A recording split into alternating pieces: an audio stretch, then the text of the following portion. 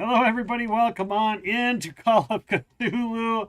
We are back. Sorry, Pippin jumped right on me and was like, "Oh, I'm all excited. I want attention right now," right as we were playing the intro music. But welcome on in. I'm not going to mince any words. We're going to get right down to it. We're going to let Rachel take over, recap us on Call of Cthulhu. We do have channel points that you can spend, coin of the realm. Of course, you can also play Riftopia and bring it up in the background. I'll be running that as we are playing in the background. They're going to be 30-minute increments. I'm not going to be saying anything. I'm not going to be doing anything. I'll type in chat when it's up. So make sure to go ahead and get your Riftopia units in as well. I will get you the link right here. So you guys can just click on that and open it up and play in your web browser. And you can use your channel points to bring it up if you want to look at it. And they will come up for about a minute and then they will go away. So with that being said, we will let Rachel take over. Hello, welcome everybody. Well, before we get into it, I'll explain what the channel point redemptions do. Because what's fun with a little horror without torturing our player characters? If you want to give our player characters an inconvenience, you can purchase bad luck. You can see on the screen that Ronnie is in desperate need of more bad luck. No, no. Bad luck will be a minor inconvenience, or if they've accumulated a lot, I might have a major inconvenience happen for them. You can also give me an extra die roll for the bad guys and the spooky things. Or if you're feeling kind, you can also give an extra skill dice to our players. So to get right into it, this has been a series of several games. The game is The House of Memphis from the Mansions of Madness module. The game started out as in a previous epilogue of games. One of our player characters, David Wilcox, unfortunately passed away. So we started out at the funeral, and we have 3 members of David's family with us in the game. Someone William, has his been father. granted bad luck. Oh, look. Thanks. We'll just go and add that right now. There you go, Ronnie. There That's you what I go. needed. I mean, while you're at it, you might as well give everybody one. Yeah, Might as well catch everybody up. catch everybody up. Um, Ronnie, who's David's brother, and then Betsy, who's David's mother. We also had David's friends, Stanley, Melissa, and Chris, who were with him on the investigation. During the funeral, they ran into a friend of David, Ingrid Swartz, who came up to them, one, expressing, concern for the loss, and then two, asking for help after the funeral in regards to her missing father, and then a series of murders that happened at her father's house. Through some investigations, they found out that her father had previously spent some time in Bhutan and seemed to have The connected keeper with has been given extra dice. sweet with a spiritualist there, and started after his journey there starting to go insane. His assistant was with them, which they tried to connect with her, and she ended up doing a drive-by shooting on them, so they dipped out on that. And this has brought us now back to the Memphis house where they were here before. Kind of some minor spooky things were happening. Ingrid also has a fiance, Harold, who's also another stage magician, who has been a little bit emotionally unbalanced, and because of this, during one of his stage shows, caused injury to his poor assistant Edith as well. So the investigators were thinking that something was also up with Harold and that maybe he knows where Memphis is. They returned to the house, Stanley urging everybody not to go inside, but in true horror movie fashion, people decide to go inside and investigate because there's nothing really wrong with the house. It's just a house. Yeah. Some Oh, scientific spellcasting was conducted in the home, and that procked some supernatural changes. And as player characters were coming to the home, some objects were starting to float into the air. Ronnie got stabbed in the spleen and took damage from a floating knife. The investigators did get the spellcasting to stop. And just as they were on their way out to leave the house, Harold came rushing in, casting spells, which the investigators have never seen before, including casting a barrier to keep his fiancée out of the home and to keep the investigators away from him. And he started calling out to Memphis, who had disappeared. And Memphis, or an image of Memphis, started coming down the stairs. And this is where we pick up.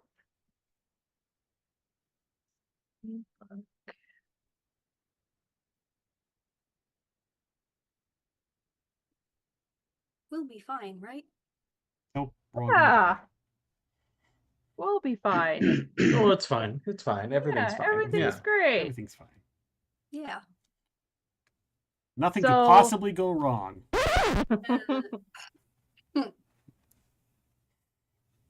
So we're in this house that's a big mansion, and Harold Hawkins is standing at the stairwell of this large circular rotunda. It's towering 3 stories high.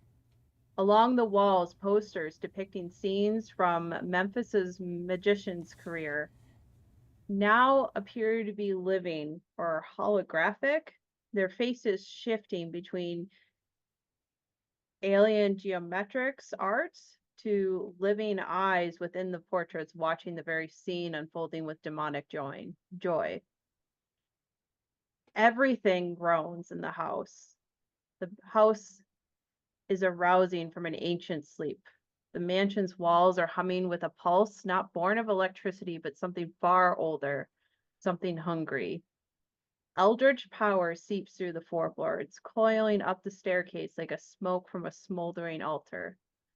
This is no longer a mansion, it's a conduit, a stage set for a reckoning.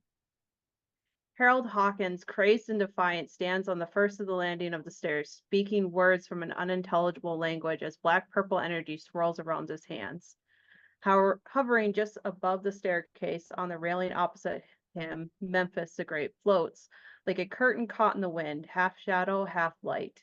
He is clothed in a spectral version of his stage persona, eyes glowing from sockets hollowed by the void. His voice echoes from every wall.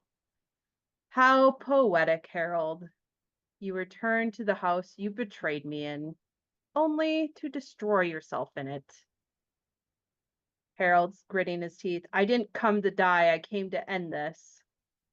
Harold lashes out, hurling a bolt of void fire at Memphis, but the spirit folds into the wall, the attack shattering against the railing of the stairs. As that happens, the damaged pieces of wood, glass from the earlier attacks of Harold's spells on the house, and plaster shiver and gather with an invisible force, and then rise to the ceiling of the rotunda. There's silence as they spin there a moment, wildly in the air, before pelting downwards and hitting the floor as if it was a rain of hail. Harold quickly braces himself, casting a barrier above himself to try to absorb the damage. Those of you in the kitchen, you also get bits of this, but the shield that Harold put up is actually protecting you from the damage, as it just hits the shield and then slides off. Okay. At this moment, that is the house's turn and Harold's turn.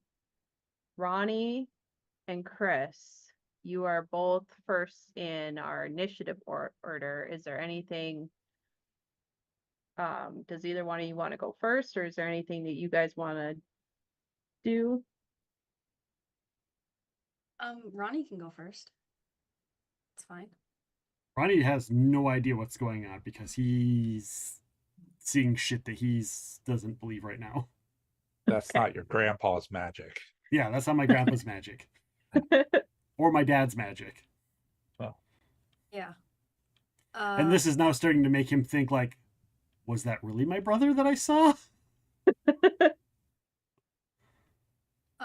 I guess Chris just goes to the doorway to see what's going on, because that sounded crazy.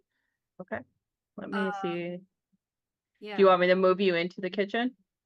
No, I think she kind of wants to just stand in the doorway. Okay. And be like, what the heck? And then just as a reminder from last time, you do have that orb. That's Well, right. you have the spell book and you have the orb. The orb is pulsating in your hand and flickering wildly. But it goes from being, it's not like steady how when you were near Harold, Uh-huh. it's like flickering in and out. Can I see Memphis? Or is he like He's up in a the wall stairs. somewhere? Yeah, He's well, up okay. he's up the stairs. Right now he's in a wall. You're But right he- next to the stairs down, though. You could go down to the creepy basement while the house is freaking out. Yeah. Yeah, that sounds safe. I mean, if the rest of the house blows up, being down in a bunker might not be a bad thing. Exactly. Yeah, until the house collapses on me. I didn't say it was a perfect plan. I'm just saying. True. I think I will move into the kitchen to like Okay. right over here by the door. Just so I can see a little bit better. Yeah, so you see, because I don't believe you were in the kitchen before. So you, and again, you and Melissa are both scientists. This is a shimmering, invisible like a force field. Okay. Because this is your first time actually seeing magic. Make an int roll. Extreme success. That's great. Nice. Hooray. So, like, you think this is some sort of like, there's not really force fields in the 1920s. So you're trying to like scientifically rationale it out. Because you made the intelligence success, it's not science. Mm-hmm. And because you've been reading the spell, this is an actual spell in the real world that should not exist. But it works, unlike the one that I read. Yeah, but it works. Now, granted, the one that you read, like, you didn't read it long enough. No, but right now I'm not sure that one works. So, Yep. But with that realization, you're going to take 1d6 sanity damage. Great. Oops. Actually, I'll make you roll it. Go ahead and roll a d6. Okay. You do the damage to yourself. 1. Hey, you only got 1. Excellent. I'm So, kind of okay. There's more spells in the book, although there's only one that you know. But you kind of have, with that knowledge, like, if you could convince the others, maybe the spell in the book would not take as much time. Or you can investigate the orbs more. That's just kind of 2 ideas that you get. I think I'm going to try to convince everyone in the kitchen, like, hey, this magic wall is magic, like, definitively. And if we read this spell, we might be able to stop the crazy. But I need everybody's help. So she's just gonna try and persuade everybody to do that. Sure. Roll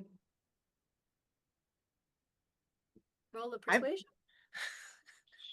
Sure. I Okay. think I'm gonna just and people can roll a psychology. Not necessarily saying like if the persuasion. Well, just roll a psychology and we'll see. Ronnie, it is also like Ronnie, William, and Stanley, you're in the room, so you can respond to her too. Well, my Gotcha. persuasion was not very persuasive. Okay. I mean, Why can't I see my skills thing again? Sorry, give me just a second here. sure. Skills. This actually works out. There we go. Okay, psychology, you said? Yeah. Fail.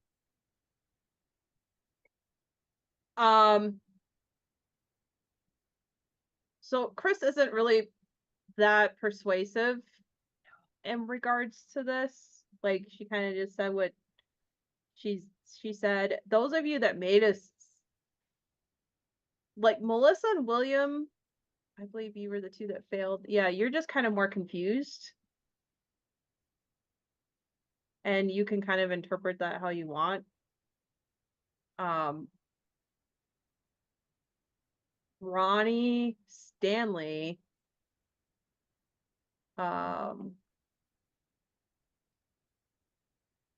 did Betsy roll? I thought 3 people got a success. Oh, I only thought you wanted people in the kitchen to roll. Sorry. Yeah, you can roll 2 because you could probably hear it. Success. She believes what she's saying, even if she's not very convincing. And Stanley, for you, you've like spent a lot of time with her. That's kind of a wild shift. So She's not typically a magic believer. no, Yeah. like David definitely was. Father Stephen, This would be even Probably more on the shocking clock. to me, though, if it was Melissa saying this. yes. True. So yeah, you guys can go ahead and respond, even though we're in initiative.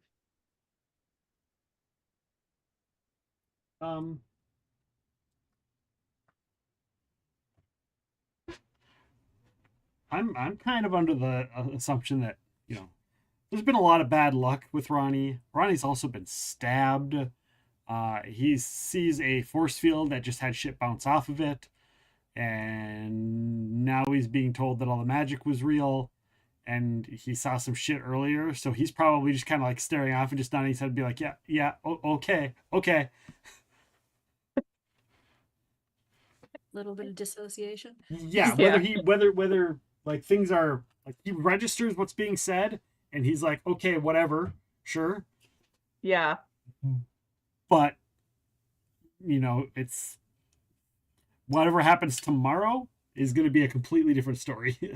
But in Yeah. the moment right now, it's like, sure, yeah, sure, we're Okay. let's do it, whatever. So Chris, Think you have one person. Stanley is going to respond. Stops the crazy. What do you mean stops the crazy? What does it do? I mean, it gets rid of spirits, kind of. Or, Okay, count me in. great. Okay. That too. You know, if you want people to help you with these things, you should just ask instead of just starting to do it.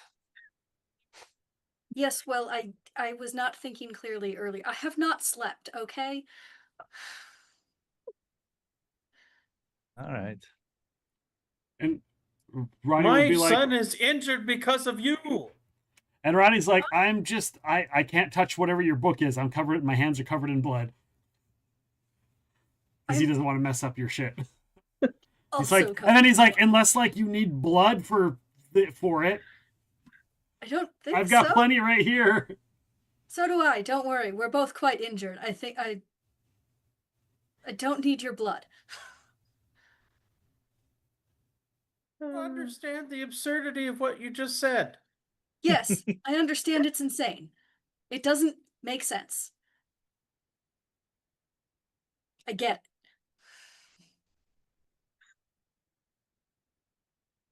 I mean, it's either that or we run the fuck away, because I don't really want to be involved in this unless we can actually do something to affect it. So, like, I'm also happy to just leave. Burn the book, burn the house. Burn it all down. Let's get the hell out of here.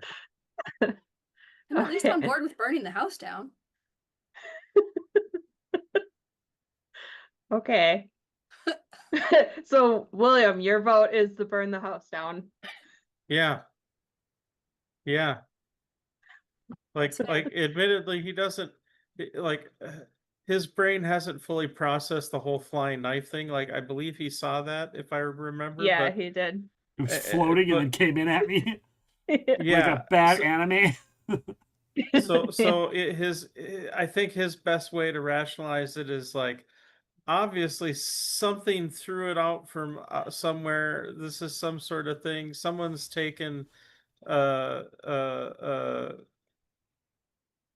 Memphis's effects and doing something, I don't know what, but they obviously have murderous intent.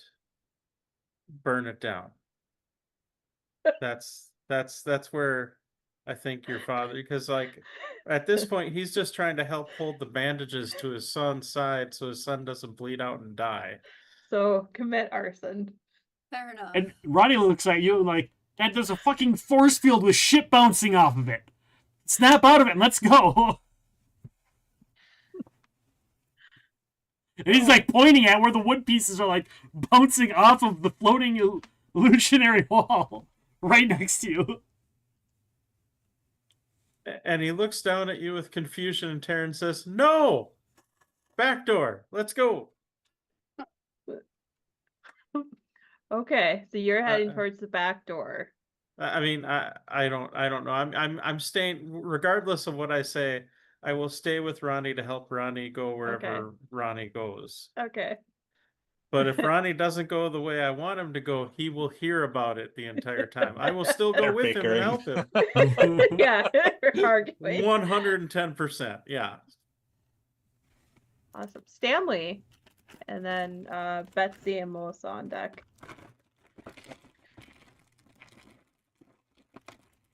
Stanley looks at Chris and says, "What do I do?" We start reading. She has the book open to the relevant page. Okay, Okay. he Like, just just- stands behind her, looks over her shoulder, and starts reading with her. Great. Okay. So we have 2 people starting the casting. Well, Ronnie's reading too. And For Ronnie. you. 3 people. And William's yelling at Ronnie. Pretty much. Yeah. And William is actively distracting you guys. Can you yell while reading and just yell the words in the book? Yeah. Well, and William, it's great because it does remind you of the singing head that you found. Oh God. Because it is like the same kind of what I want to say. It's like yeah, The it's same like the same incantation, language. rhythm. Yeah. Ronnie, did you tell us of what you saw in the theater?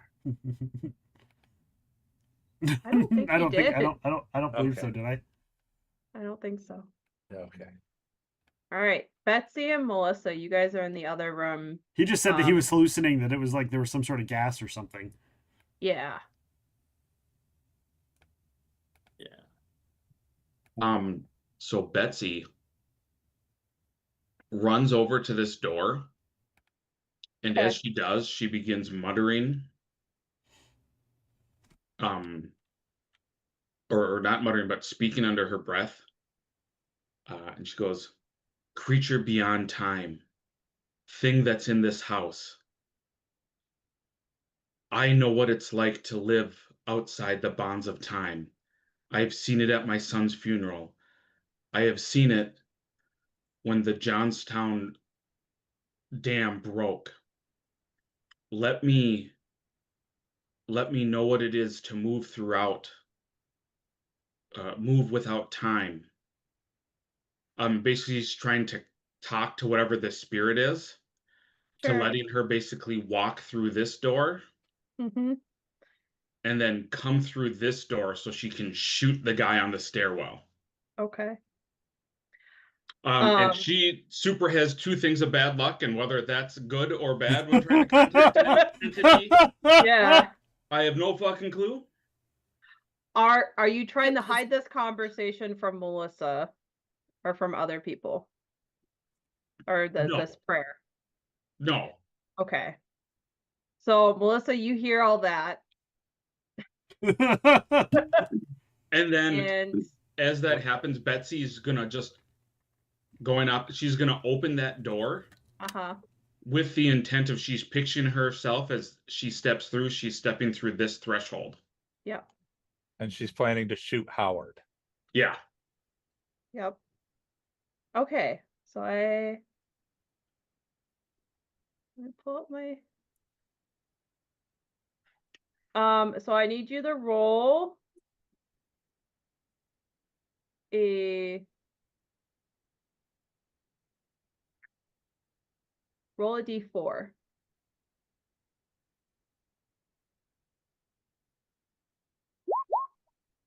1. 1. Okay. So you go through the door. You know what? Mark off both your bad luck. Okay. Can you do that for me, Nick? Yep. Roll another d4. 3.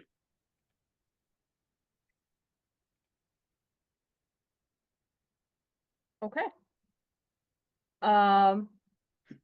So you go through this room, I'll take care of that, guys. Sorry. and is your intention to just automatically shoot? Just assuming that this is gonna work, right? Yeah. Yeah. Like she is like legit crazy because she believes she lives outside the bounds of time and space. Okay. Someone has been granted bad luck. Stanley. Oh, that means I'm gonna get shot. I'll add that to Stanley's. Welcome in, Bentley. Okay. And what did you roll? So, Betsy, you step through the threshold and you see a figure in front of you, and you're like, it worked. And just Like- yep. And I and just shoot. shoot my rifle. And as you shoot your rifle, you did transport. It is not, you're not shooting at the person you thought you were shooting at.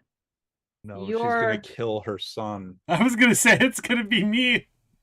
You're gonna hit She's both of gonna us. It'll kill go through her me and own hit you. son. You're not even in the house.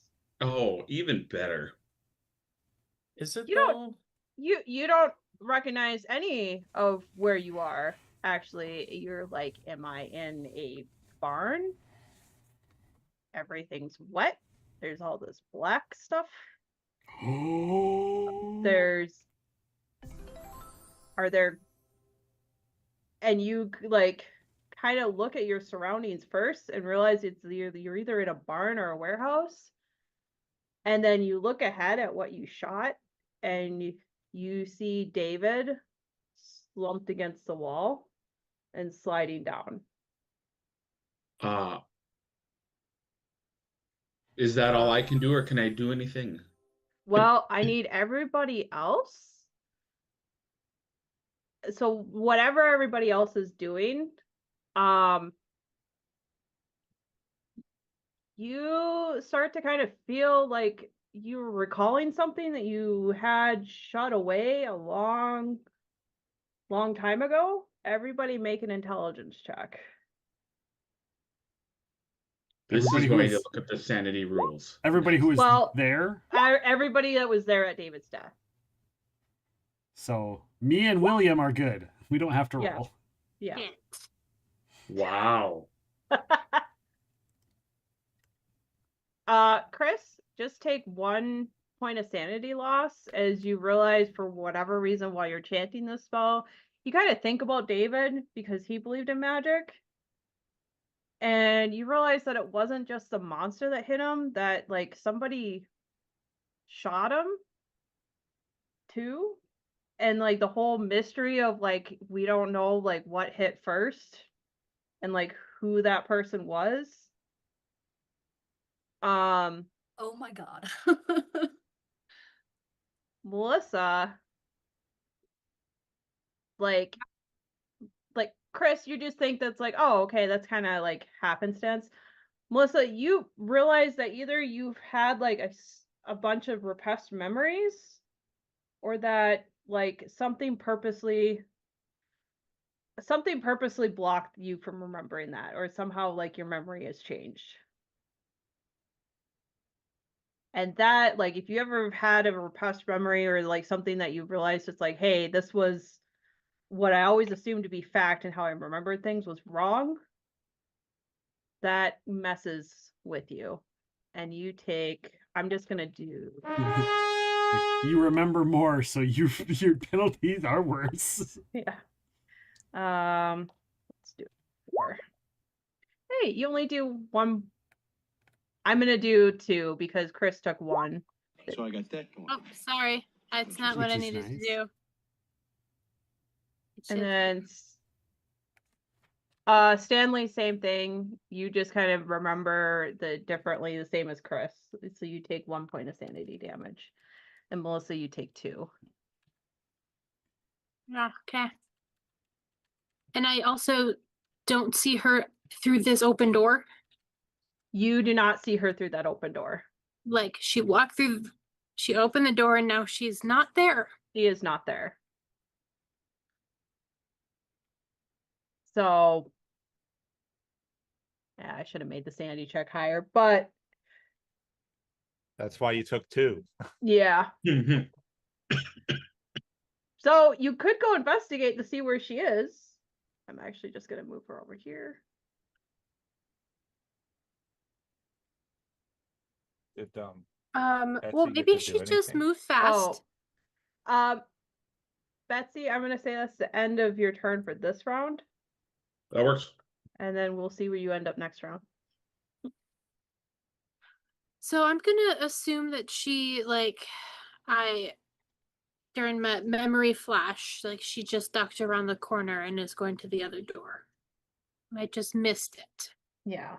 Because that's what makes sense. Yeah. You also did not hear a gunshot. Yeah. But you did see her with a gun pointed.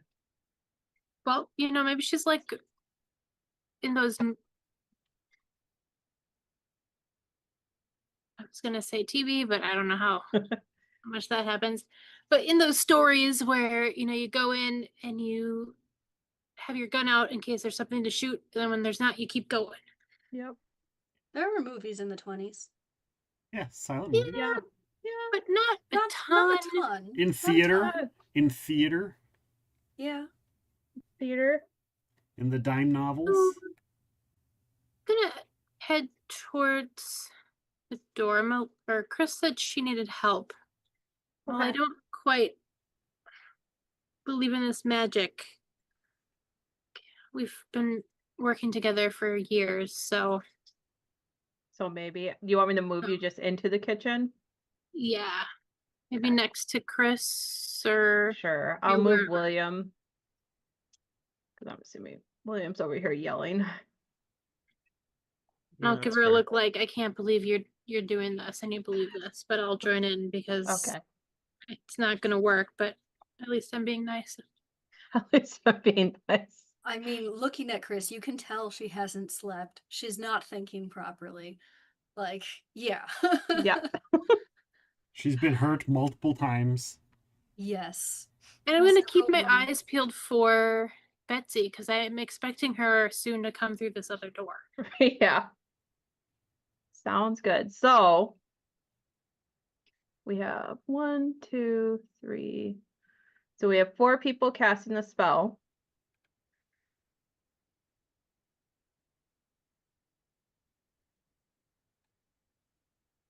So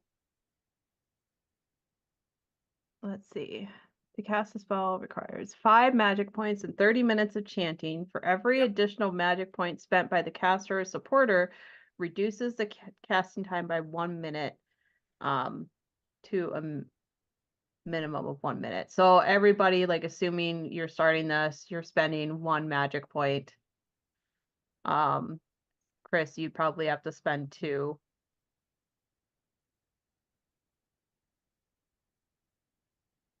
Additional points spent by the caster or supporter.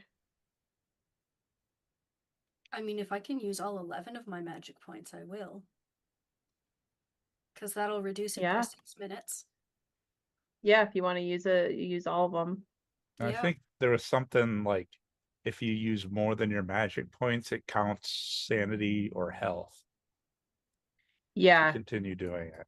So you did try this spell before, which would have been 5 magic points. You would only have Oh. 6 left. Gotcha. So Well, use all 6 of them so I can I reduce it by a minute. yeah. I think also And then maybe not each this round, person, but next round, she's gonna realize this is gonna take too long and change course. But you know, that's 2 rounds away. We're gonna see what happens in Yeah. between. I'm assuming everybody else you're just gonna spend 1 magic point. Can we spend more, and does that do anything? If you spend more, it'll take less time, but you don't necessarily know. I mean, I don't think I have any magic points. Everyone starts with them, Yeah, just not everyone can really use them.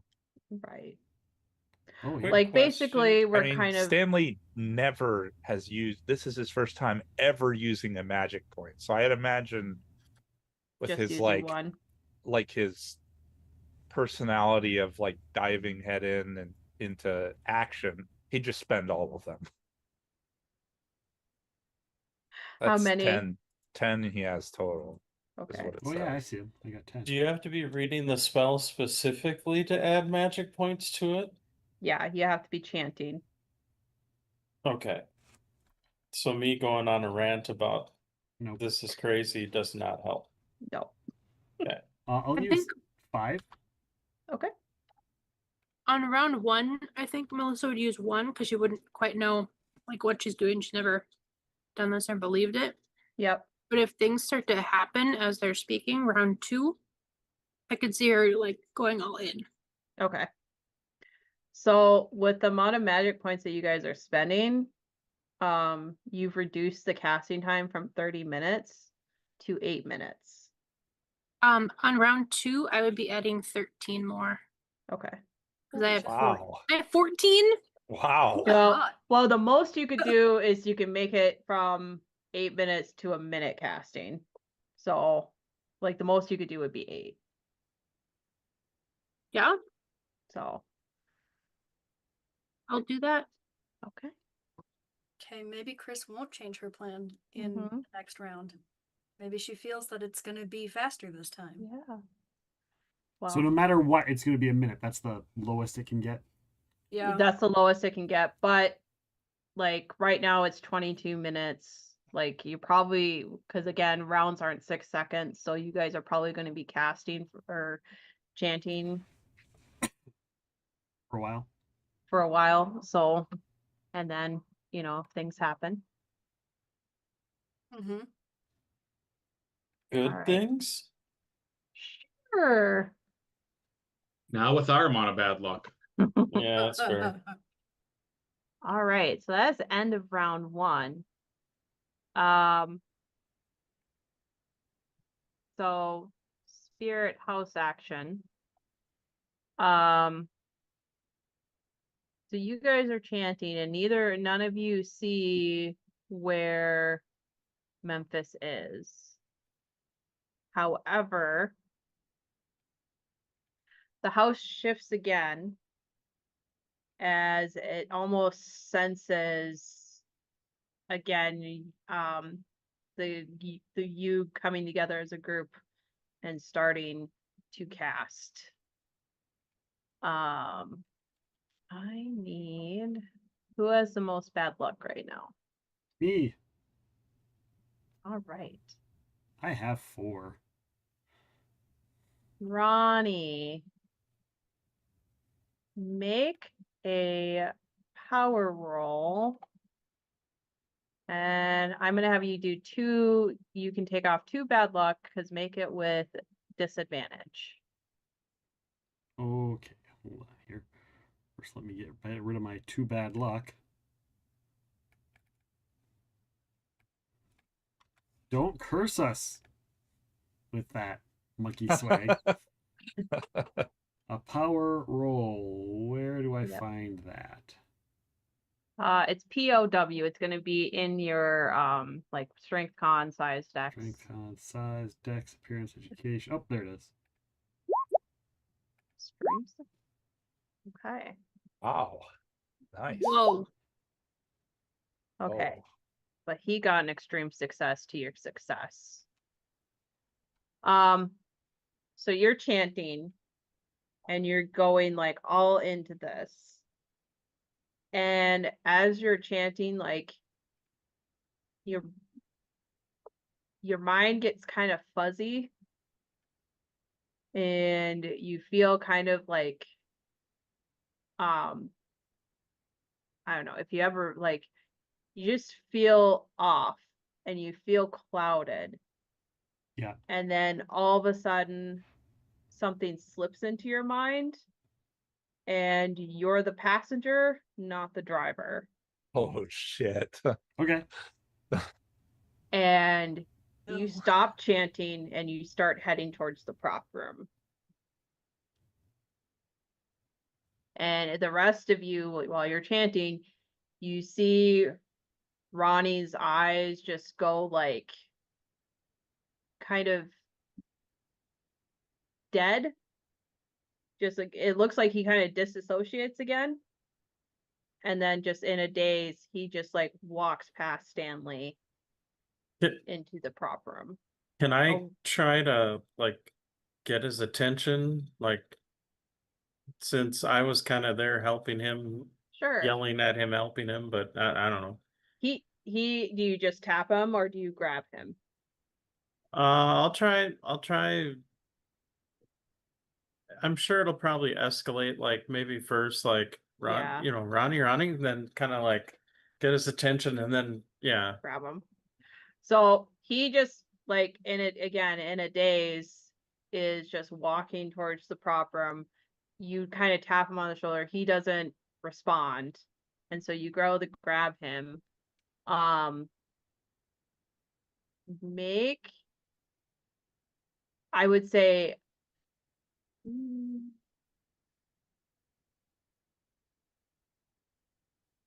William, either make a brawling roll or you can make a strength roll, but brawling would really be the right thing, but I don't know. Oh yeah, you do. You have a brawl of 25. Ronnie, either make a fighting brawl or a dodge, whatever's higher. Brawl is a 25 and dodge. A fumble. A fumble. I mean, I'm like a 66-year-old guy, right? And this is in the 20s, so you know that's really fucking old. Like, Yeah. just saying. Not that I'm ageist, but Well, like, those are hard times for an old man. Ronnie, how much bad luck do you have? 2 more. Okay. And so knock off another one. So, like, your dad doesn't stop you, but what he does do is, because he fumbles, he grabs your pants and are you wearing a belt? Probably, yeah. Yeah. I don't know, this is real comic-y, but he grabs your pants. Does he grab and, my like, bandages? Yeah, no. he grabs your pants, and like apparently you're wearing like an old pair of pants today, and when he pulls, he like fumbles and trips, and he yanks on your pants, and you continue forward, and you kind of trip forward, and what happens is he rips your pants. Okay. So, like, You are now wearing assless pants. I mean, Yeah, technically basically. it's not me. I mean, True. technically it is, but it's not. it's I'm just in Well, the back technically- seat. you don't really, yeah. So you go into the prop room. Ronnie, he does walk, or Stanley, he does walk by you. I have a quick question for the keeper. Yep. Does the orb react to Ronnie getting possessed? Ooh. It does, yes, it does go brighter, and it grows really bright. Really bright. Good question. Can I throw it at him? Let me see.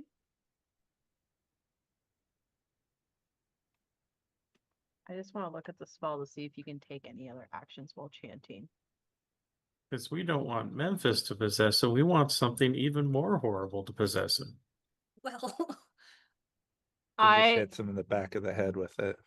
I would say because you are the primary caster, that you would not be able to throw it at him, otherwise the spell would stop.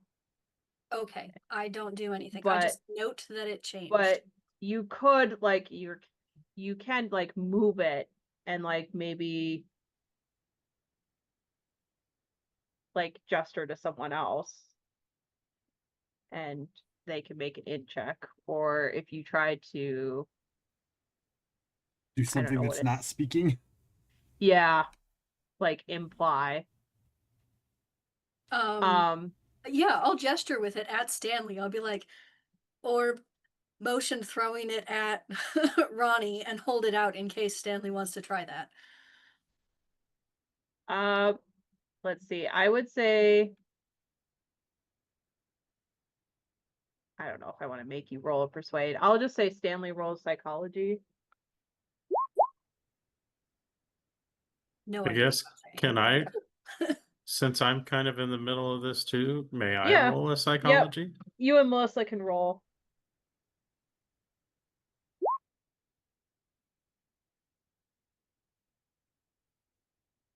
William. Okay.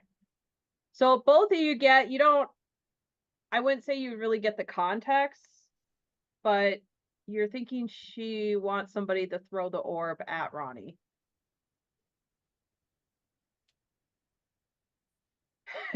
She has no obvious reasoning for this. Yeah, So it is glowing. it's glowing, but that's about it. She wants to throw the orb, the glass orb, at your injured son that is walking away from you. Well, I want some. Yeah. I'm so confused. Okay. You guys, I'm just gonna kind of storyline Harold. You can hear him casting more magic and throwing like more magic spells and trying to call out to Memphis to get him to acknowledge him, to come fight him. I wonder if we could have Harold like read this spell and make it go faster. If we could convince him. You could convince him, yeah. And then Ronnie, you're moving into the prop room, which I kind of already moved you. Chris, you're chanting and you did an action. I would say William, well, Ronnie, when you're in the prop room, you start looking for the wrist chopper. Ooh. And you find the wrist chopper and you start like setting it up. When the time comes back around with my turn again, can I try and like gain control? Yep, you can make another POW check. Okay, just let me know when. And for those of us who are brain fighting, what is the wrist chopper? That is like the little mini guillotine where the person that died slowly got their limbs chopped off. Oh, Oh, now I know how they all died. Oh shit. No, no, take back control. Right now, right now, right now, right now. Panic. Yeah. It Yeah, just and registered how they all died. He Yeah, possessed them and made them yeah. kill themselves. Oh my god. No, no, no, no, no. No, not my hands. Not my hands. That's all I'm screaming in my head over and over Yeah. again. Yeah, again, as you're in the back seat and you're watching this Yep. happen. It's like, no, no, we were trying to help. We're trying to help you. Yeah, Leave it. yeah, No, yeah. leave me alone. Yeah. There's probably, I will allow this for context, there are probably tears coming down Ronnie's face or starting to well up in his eyes. Oh, I'm in another room. Nobody's over there with me. They can't even see me doing it. No. William and then Stanley. okay. Well, William will keep going into the prop room. to try to So you see your son starting to set up the wrist chopper. And again, not acknowledging you, but you do see like tears starting to well up in his eyes. so if it's like a guillotine. Yeah, it's a mini guillotine. So think of it like kind of like the ninja chops that you see on TV. It's like it chops up vegetables.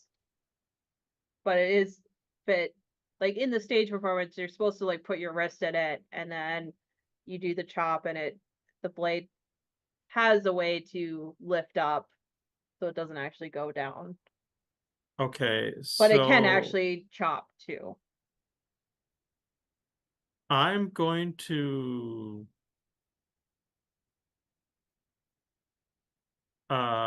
panic mode sets in. I'm gonna grab is there still a bunch of the prop swords in like a barrel or something along those lines? Yep, they're kind of just laying out there actually. I'm gonna scoop up a few of them with the hopes of trying to try to shove Ronnie aside and then kind of shove the prop blades into the guillotine thing. Okay. Do another brawl fighting against Ronnie, and Ronnie either do whatever's higher dodge or Hi. Oh. You know what? You know what? Yeah, but I failed by far worse than you did. Yeah. Mine's almost a critical fail.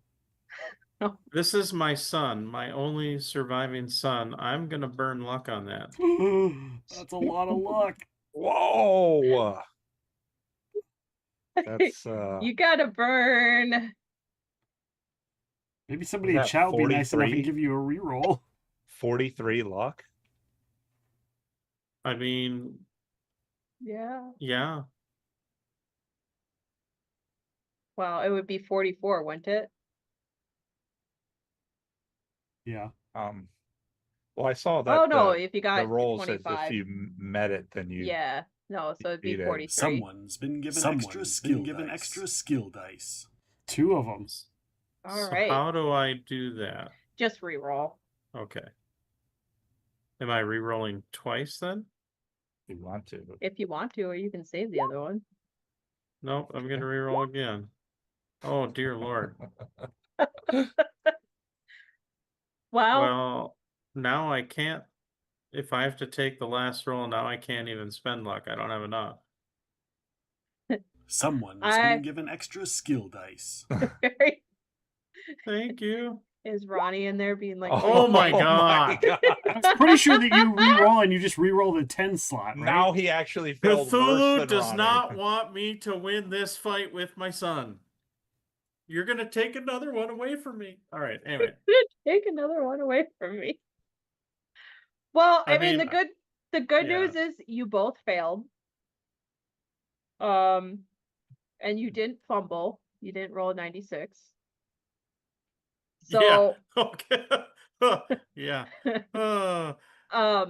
So good. You kind of are. Thank you, chat, for all your help. I appreciate you. For all your attempts to help. So you prevent Ronnie from like sticking his hand in there. That's good. But like he's still there, and you guys are kind of in not a battle of wills, but an actual like a shoulder press battle, A scuffle. a Yeah. scuffle. And so Yeah. like you're both of you are failing. Both of you can't do anything else but fail in this moment. So maybe next round. Oh, Octavius. Oh Come in, boy. Octavius. We're all just dying over here. Yeah, I think this would be a game that Octavius would love. Shenanigans. Do do do do do. So yeah, you two are just kind of shoulder locked. All right. I'll take it. Yeah. It's high octane stress and tension. Yeah.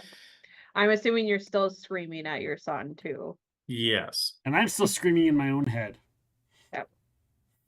Has anything William said changed? Like, is he saying anything different?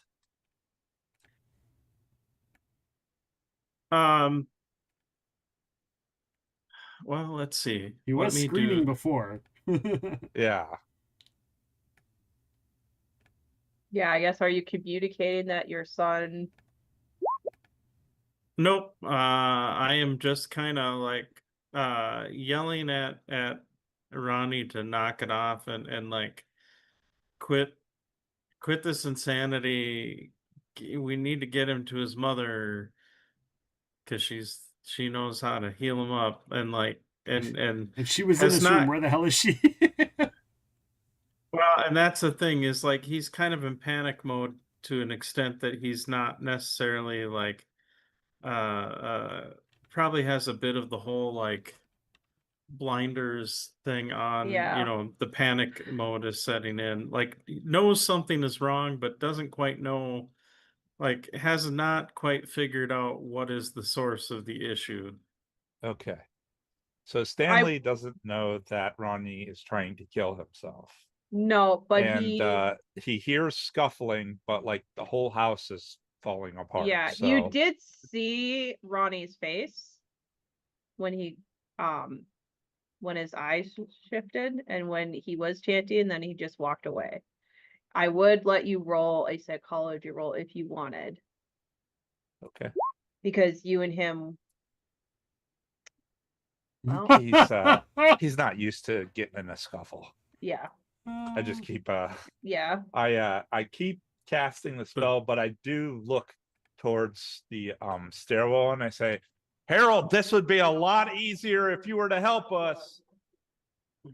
You the only problem is you can't cast and not And say, talk. because you have to chant the Oh, I thought that was words. the primary.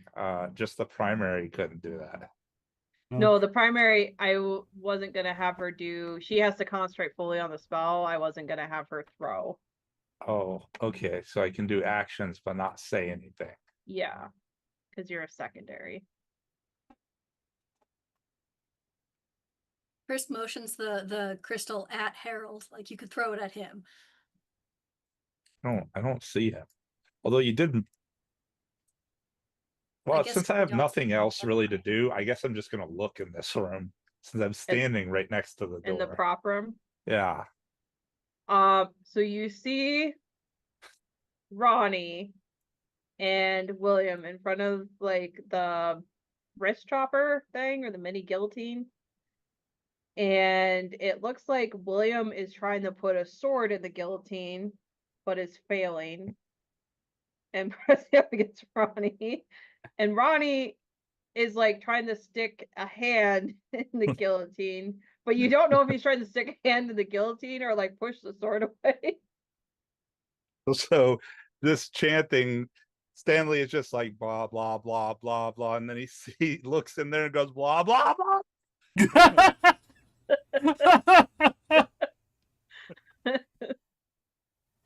Can he reach through the door and grab at Ronnie?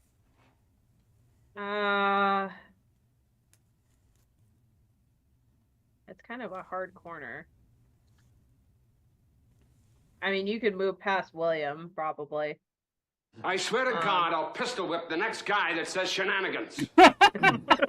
Oh, this is shenanigans. All right. Shenanigans? Oh.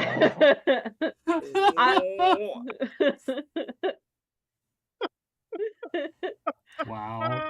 I will say you can reach in and grab Ronnie, but it would be at disadvantage because of the hard corner. Okay. Well, and again, Ronnie, you make an opposed dodge roll. Am I at penalty because I'm also dodging my dad? Oh yeah, that would be like I'm fighting gonna- two people. Yeah, I'm gonna say it's a straight roll because I'm giving Stanley disadvantage. Okay. Oh, success! Just what you wanted. I could spend 2 luck to make that a success. You could spend 1 luck. I guess I'll spend 1 luck. Okay. So he did successfully dodge where you're not able to pull him out of the room, but you have a hold on him. Okay. Because you both have a normal success. That is it for me. Okay. Okay. Trying to read while trying to grab Ronnie while screaming. Yeah. Betsy. Now that you've kind of been here a little bit, Usually you pay double for that kind of action, Cotton. Or triple, or quadruple. Yeah, that's true, Toasty. I did pay double. I had a penalty die. He did. So Betsy looks, she sees she knows where she is. She's like where David is dying in front of her. Well, yeah, and you can see the light like leaving your son's eyes. And Betsy looks up at the darkness and goes, I get it now. Thank you. Runs over to him to give medical aid. Okay. And as she does, she says, you're right, it's beyond my time. And she's gonna sacrifice herself if she can to give him life.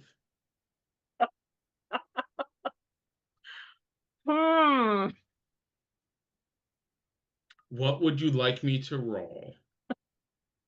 You're going to sacrifice yourself to give him life. I mean, who knows why she's living beyond time? You're the one that made her crazy Yeah, 5 minutes into the did. first game. I mean, I guess like the first thing is she's gonna try to like not let him die, so either first aid or medicine. Right.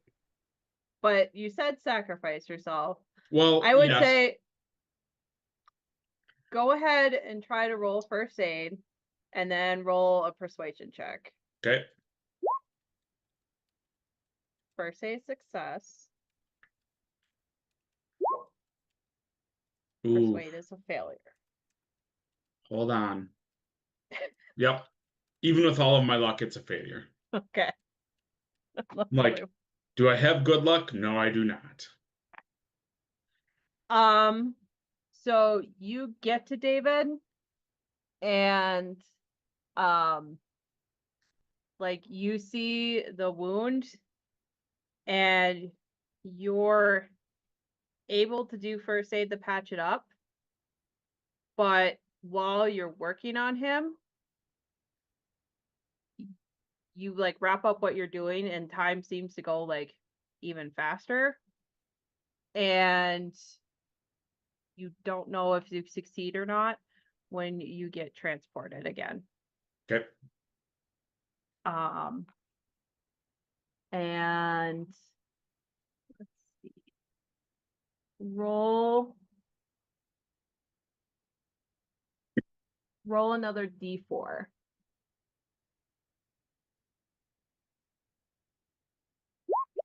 A 2. Those playing Riftopia, we do have a boss battle, so it's all hands on deck. Oh, wait. I also need you to roll a D10.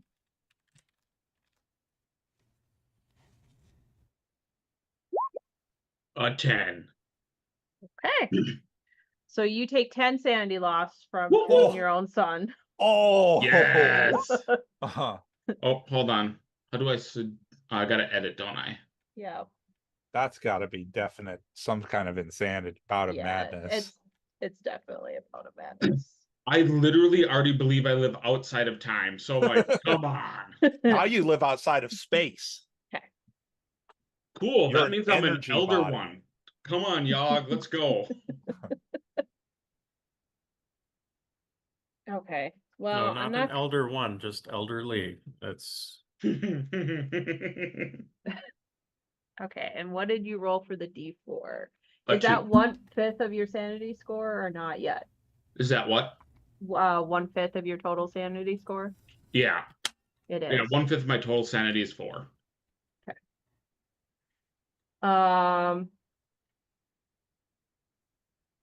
So you are back in David's bedroom. And this is like, it's back to the night where he appeared to you as a ghost. Except you don't see David standing before you. You see another figure.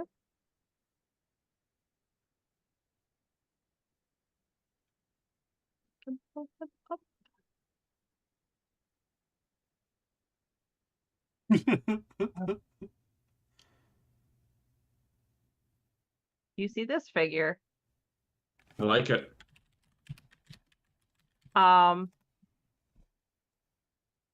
And he says, "You've called out." And we're going to leave it at that and Awesome. switch to Melissa.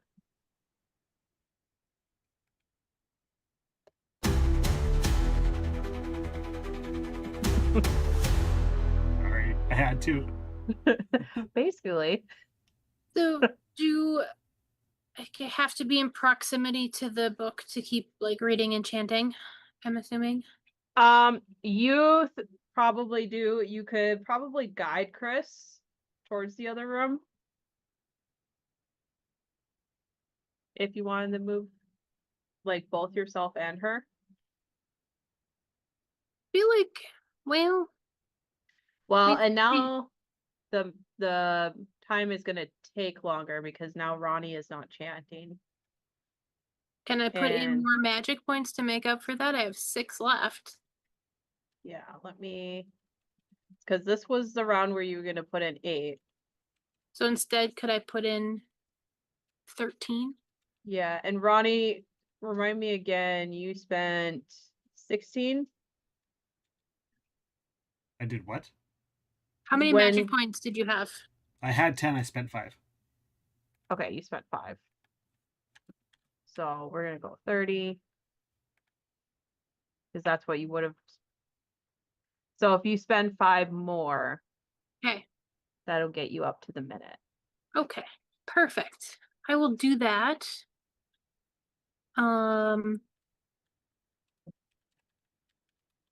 Does it look like Stanley's trying to go in the other room? It looks like Stanley is chanting and he has his arm through the doorway grabbing at someone and he is panic chanting. Like, I don't think you really need a psychology roll to figure out that something like not good is happening in that room. But I also can see that I can't get through easily get us all through the doorway because there's people right there. Yeah, and Stanley's a pretty big guy. So- You could move closer to him. Yeah, I think I would just move the 2 of us a little bit closer. Okay, Just scooch up. scooch on up there. Okay, Because I want this to be over as soon as possible. right. All right. I'm also gonna give Stanley a look like, don't you dare leave us too. Stay in this. Okay, the barrier is still up. Round 2. So the spirit action, Ronnie, make Another. Oh, Stanley just has a hold on you. Power check. Yeah, make another power check first. Yeah. Suck it, Memphis. Let's see if he gets an extreme success. Nope. So Damn it. it goes, well, I think if it's versus, you got Someone's the better been score. given extra skill dice.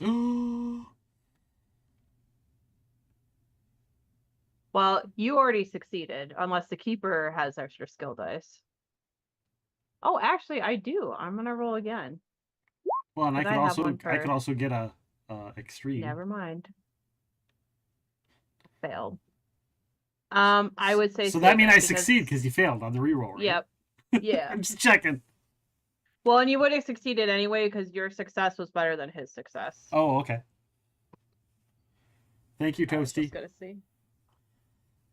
Offset all of those bad So- lucks I've had so far.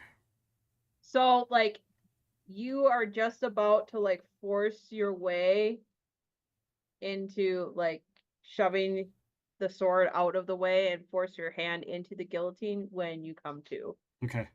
And like everything that you realized, like it's like you realize that it's still true. Yeah. That you- So I will stop and I will look at my dad and I will look at Stanley and be like, "Oh my God, Memphis got in my head. He was trying to make me commit suicide." I throw the guillotine at the far wall. Okay. Make a strength check. Wow, okay. For funsies, just roll a d10.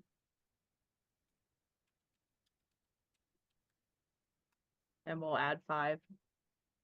Yeah, so like it doesn't completely shatter, but it's busted up into pieces now. At And least like I say that's how they all died. He got in their head and made them kill themselves. in the meanwhile, because Memphis isn't doing that anymore, Melissa, Chris, and Melissa and Chris, you both are chanting in the furthest in the kitchen. While you're standing there and you hear this going on, you see one of the kitchen knives floating up. And neither one of you have bad luck. Right. Correct. Melissa, we're gonna go for you. Okay.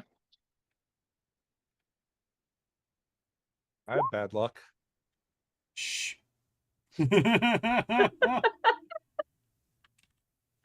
All right. Melissa, you can make either a dodge or a brawling if you want to try to catch the knife.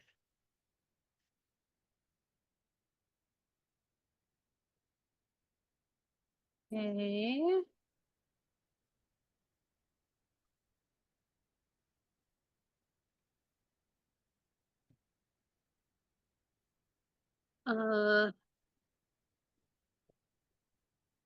I dodge. Holy shit. Ooh, success. So because you both succeeded, so the knife just kind of grazes you, but goes into the wall behind you. So Fantastic. I'm not even gonna do like a hit point of damage because that would be still a lot. When a DM yeah. says for funsies, I always flinch subconsciously. For funsies. And at the end of that, Memphis, none of you really see it, but he kind of reforms here and he casts another spell at Harold. And where's my fight dialogue? and he casts another spell at Harold, but he's yelling, and his voice echoes throughout the entire mansion. And he's yelling, "You meddle in the affairs of the infinite. You will be dust between pages, names forgotten by your own bones." The spell that he fires at Harold hits Harold and knocks him off the stairs as Harold goes tumbling down to the ground. It takes him a minute to recover, and he's not able to retort right away with a spell. He still doesn't really seem. What do you mean? That. What do you mean? What do you mean? He doesn't. Sorry. That's too funny.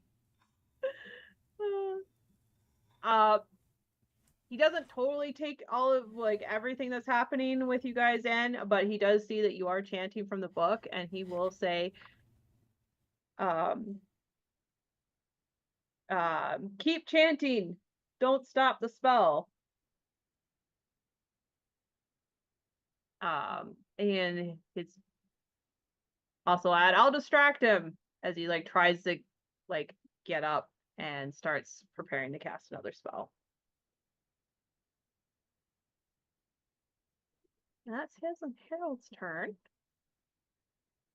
Ronnie, let's see. You threw the thing against the wall. Correct. Unfortunately, you have used up all your magic points, so you can't restart into the spell because you broke concentration. Oh, so I lose all my other magic points when I break off? Oh, no. Wait, you didn't use all of them. You still have some left? Yeah, I only used 5.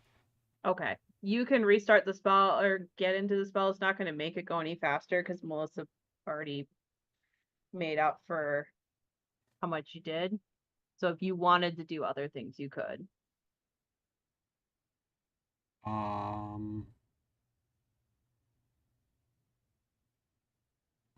Do I realize that my mom is missing?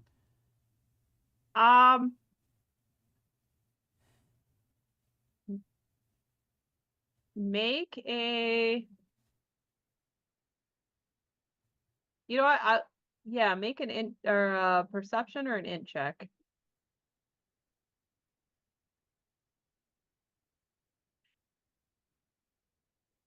I mean, you definitely Is there a don't. perception? Or spot. Whatever's better. I have that reroll that I was given a little bit ago. You gonna use it? Thank you, Toasty. Yeah. You haven't seen her in a bit. And I look at my dad. Where's mom? Did he get mom? Do I see where she could have gone? Like, do I see that open door down there? Yep, there is an open door down here. I will run through the door and call for her. And see if she's over in the other side. Okay. We'll end your turn there. Chris, I'm assuming you continue the chant. Okay. No reason to stop now, so. Right. William. So, just to make sure I heard correctly, Ronnie mentioned that Memphis was trying to possess people or take over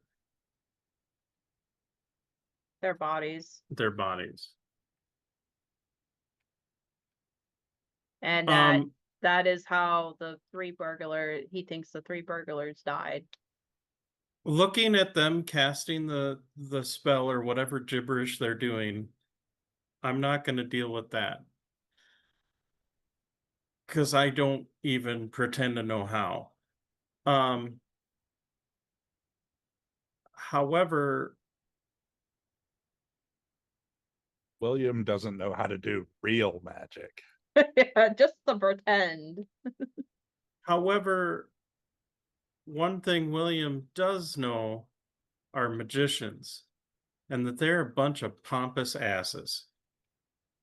So he's going to start yelling out in hopes of maybe trying to distract the spirit. He's going to start yelling out, "Schwartz,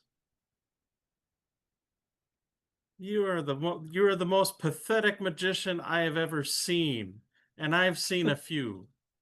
Oh, okay. You want to call yourself Memphis Schwartz? Come on. An Egyptian that went to Bhutan? You're even crossing continents, for Christ's sakes. And I'm just going to start going on ragging on Sure. to draw Memphis's ire, if nothing else. Do you have, I know you have stage magic, right? I do have stage magic. I would let you roll that because it's kind of like acting. Actually, And he knows what buttons to as I push. go into that, Yeah. I will start yelling out how he does all of his tricks. Someone's been given extra skill dice. Oh, And be like, yeah. oh, that's bullshit. Yeah, You just extra did it skill this dice for way." William. Extra big dick energy is what Toasty says. There you go. Wow. And he got a hard success. Now, do may I not roll be Giggity, for that. giggity. Do I Yeah. roll again then, or You got a hard success with Yeah, your which big is- So it's dick it's energy. advantage. Yeah, just So hold you on. take whatever's best. Yeah, so you can so take I'd whatever's still okay? So we're just rolling to see if I got a best. Another right. hard success. The big dick Consider- energy elder gets double gods. hard. the elder gods like a good bit of sarcasm. What can I say? That's Yep.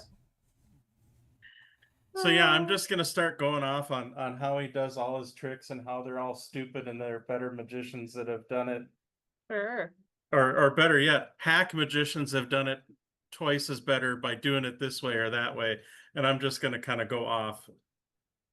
And I will slowly follow Ronnie, but I'll stay far enough behind because the idea is to try to draw the spirit's ire more than anything. Okay. Stanley.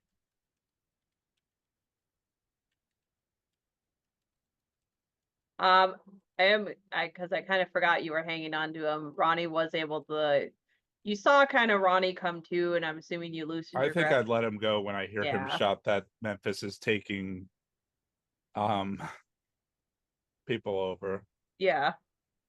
but I'm still chanting, I Okay. guess.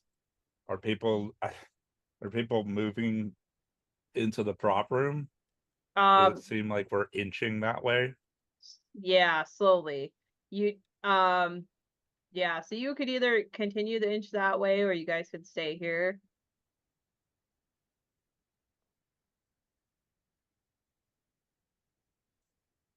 I'll Chris move is whichever going to- direction all of them kind of go. But Okay. my main thing is I'm just chanting. Chris is going to follow whoever pulls her whatever direction. So, Stanley and Melissa, if you guys have a destination, she'll just go with you. Yeah, and Stanley and Melissa, you guys can coordinate. I start directing us down the stairs. Yeah, is that where you go? No. Into the creepy basement? No. Why? Wow. Like, we can stay here, that's fine. You were just starting to inch away, so I moved us closer.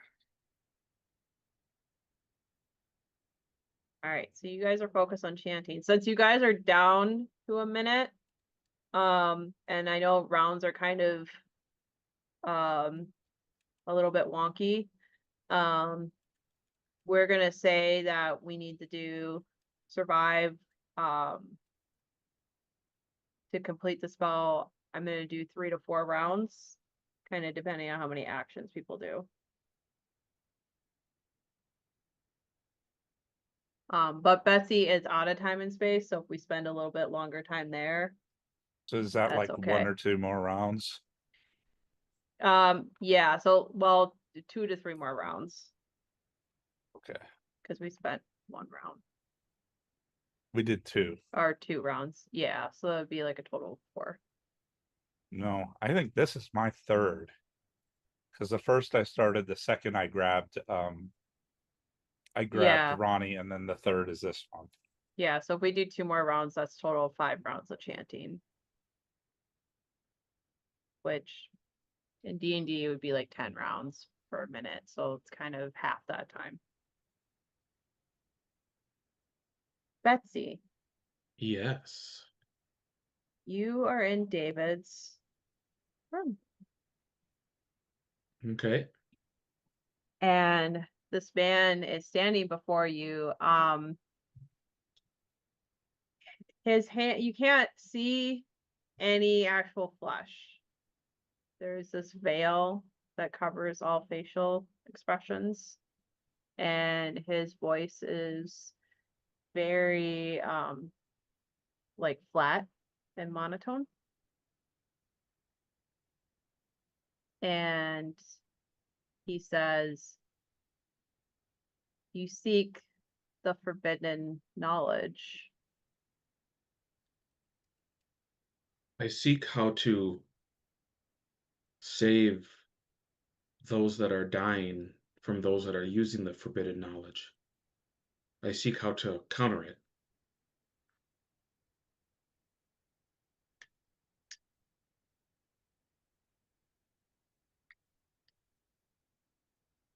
We are not the keepers of life and death. We are the keeper of the gates. Gates as in doorways.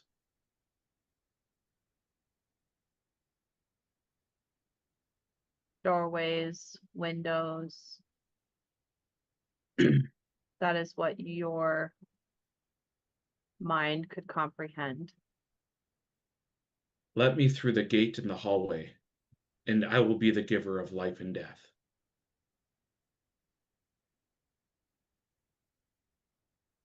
Or And sorry, in- she says, because she realized she killed her son. So Yeah. she says, let me through the doorway or the gate into the hallway. I am the giver of life and death.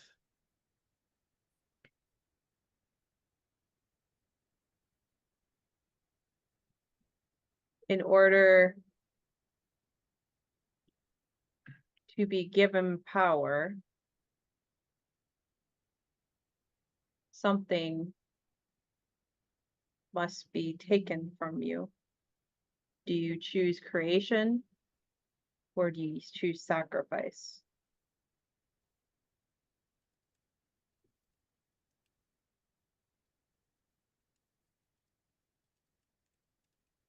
Creation.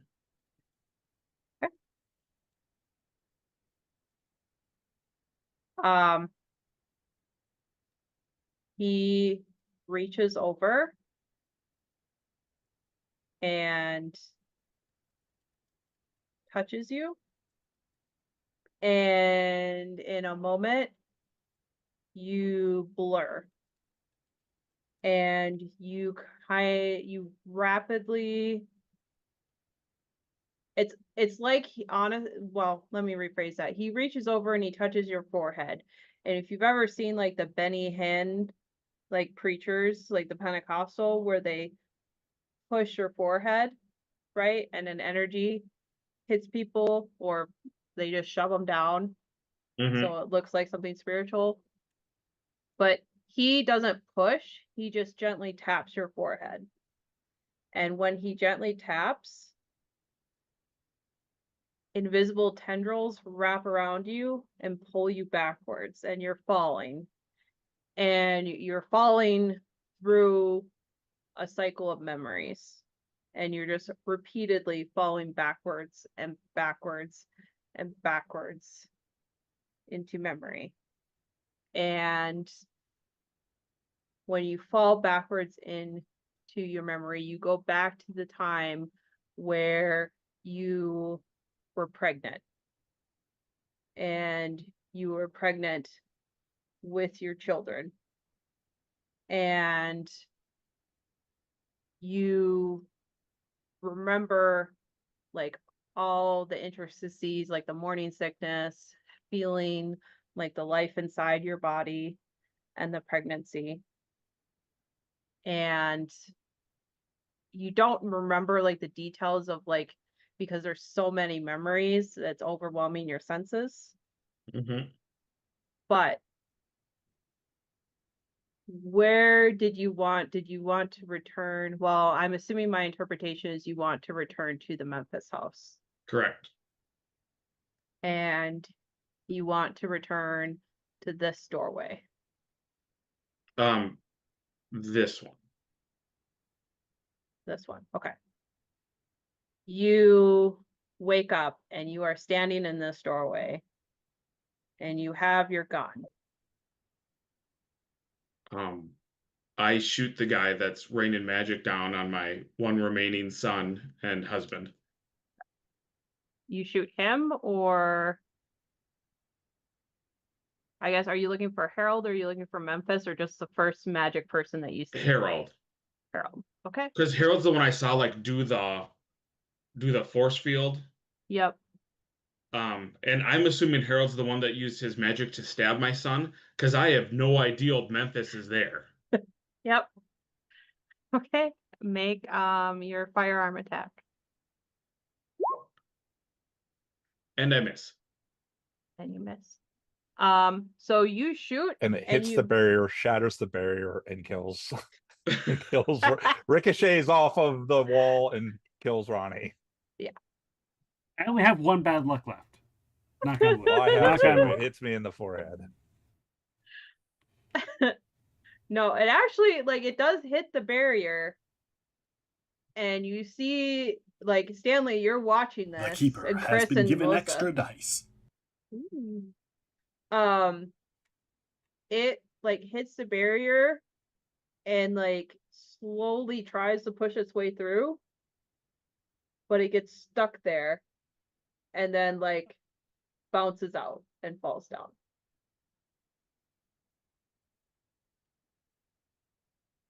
It doesn't seem like weapons do anything to the barrier. Or at least weapons from this distance. I meant to shoot the barrier to see if it would break. Yeah. Doo, doo, doo, doo, doo.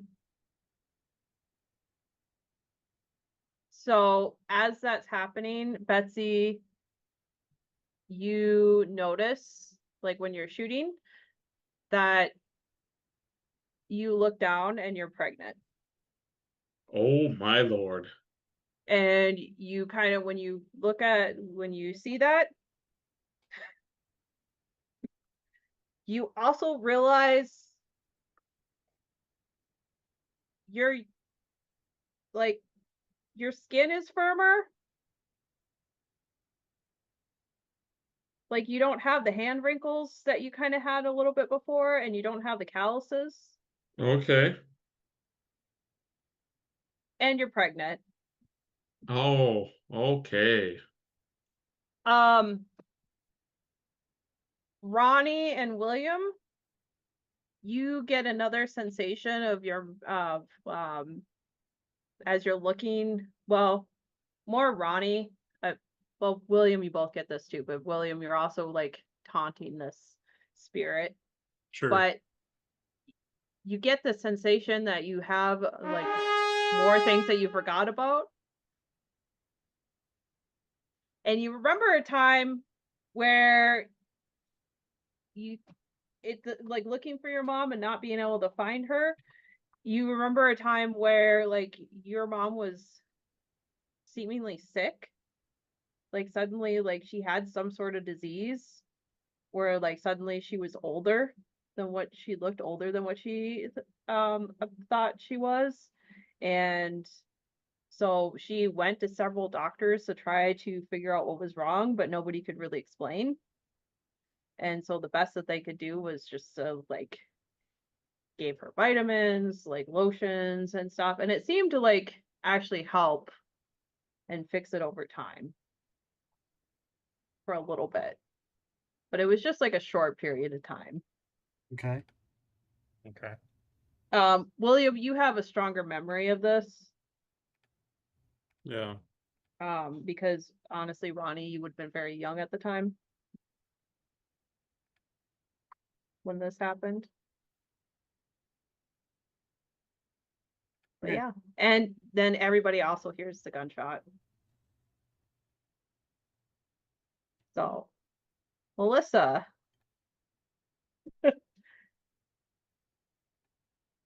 I'm just continuing to chant. Okay.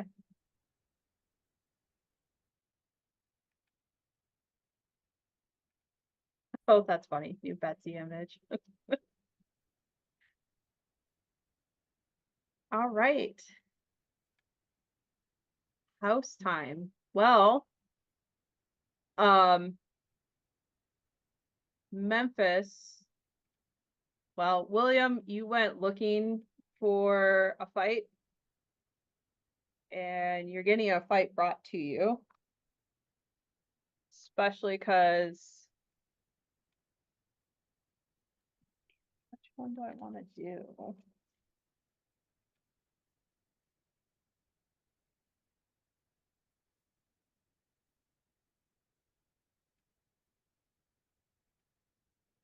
Yeah, he's really pissed off at you. So you see Memphis shifts gears from looking at Harold and goes to this room. And he looks at you, William, as the man that you once knew is gone. And he says, as they say, William, those who cannot do only teach, you old hack. Oh. And he is going to cast Fist of the Yoggoth at you.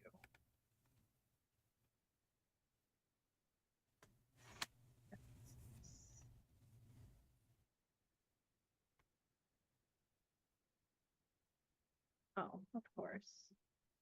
Gesundheit. I'm just going to use the floating knife. Each magic point for me. Oh, an opposed roll must be made using the spell's strength uses. Okay.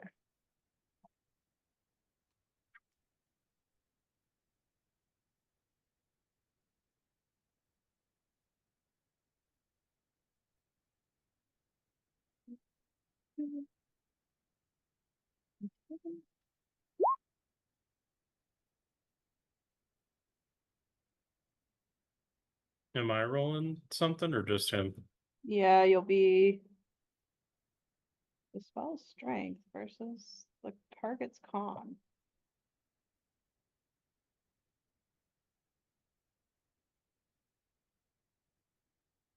Someone's been given extra skill dice. Oh. Oh, he needs to spend more. Okay, make a con check. Constitution con? Yeah. Oh.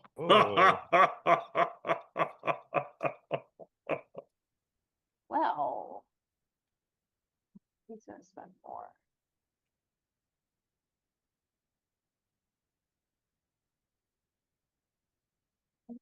I mean, the GM's got dice too, right? Yeah, so I'm gonna spend more to increase the strength. But I don't know if it's gonna matter.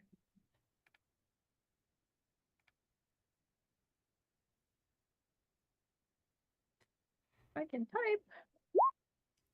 The keeper has been given extra dice. Ooh. Yes, Oh my more Another dice. extra one for the keeper. That's a lot of dice. Okay, so we're gonna do a strength of 40.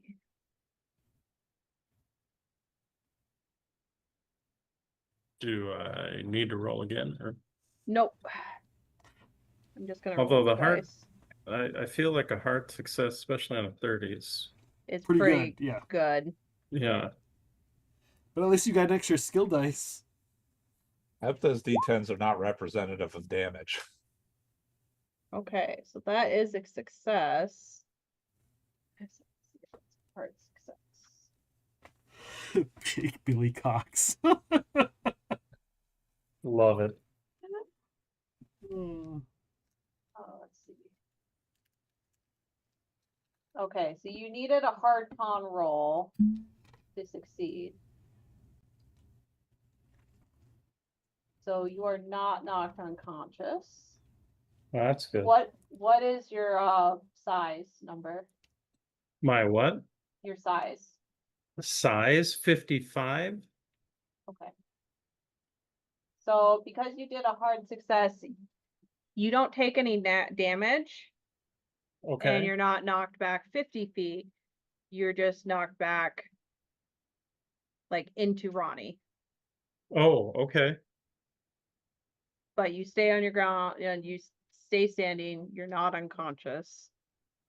And this angers Memphis more as he does another action.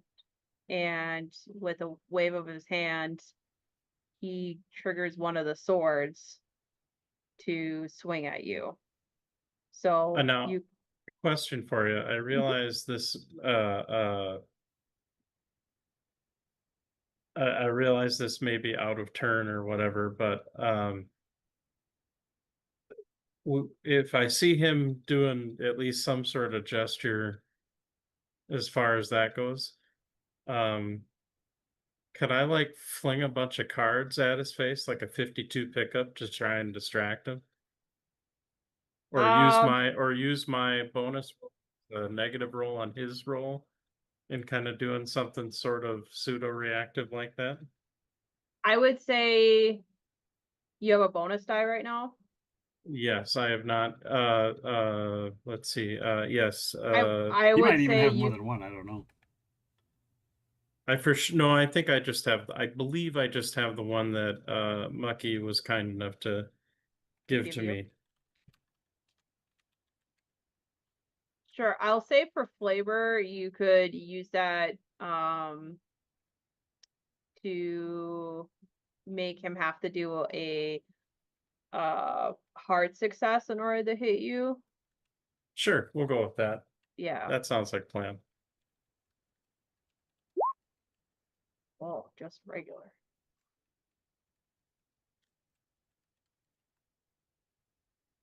Go ahead and still roll your dodge though. Okay. Success, yeah. So the sword goes into the wall. Well, Ronnie also roll a dodge. Okay. Just because you are standing right behind your father. Oh no, this is gonna be. Yep. Where is my dog? The last season of that show we watched on HBO.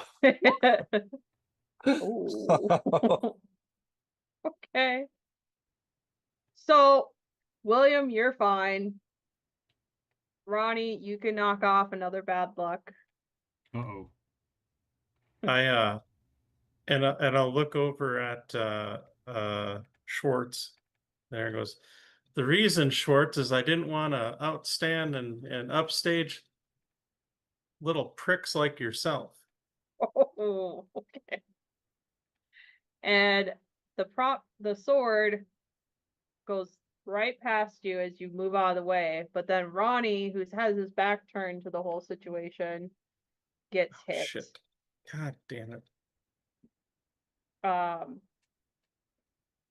And that is 3 damage.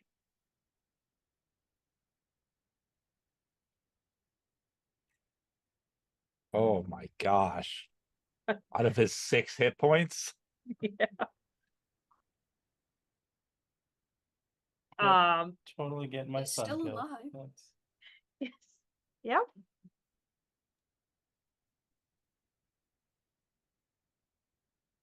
Poor Ronnie. How much damage was That 3. is that a major Well, wound? You know what? I'm gonna knock it down to 2 because he did the card thing before. So I take 2 or I take 4? You take 2 damage. Okay. I'm knocking 1 off because you weren't the primary target. Okay. I mean, that still hurts. Yeah. Yeah, and like you were kind of patched up before, now like Yeah, I've got a sword sticking through me. yeah. Just like his brother. It's like his brother. Well, and it's more upper, so it's like you had the sword like went through your arm there. Almost like on the touched outside. arm. Yeah. But it's still hanging on. All of you hear Ronnie scream out in agonizing pain. Harold. Does Stanley see what's his face manifest right there? Yeah. Okay, just checking. He's still very illusionary. And then Chris, the orb that's glowing is intensely white hot. I so wish that I wasn't the central caster of this spell right now. Ah. You could. Well, it's hot. I mean, Stanley's right there. You could put it in his hand. No, I'm gonna hold on to it. Nobody Okay. has understood that I want to throw it yet, so I'm gonna hold on to it until the spell is done. And then if Memphis doesn't disappear, I'm throwing it right through his face. I think do it now, though. I can't do it now. I would interrupt the spell and then we would fail. Yeah, I mean, I would say Melissa and Stanley, you could make an int check. Or to notice like the white hot. And actually I'm gonna have Harold. Because he's not doing anything right now.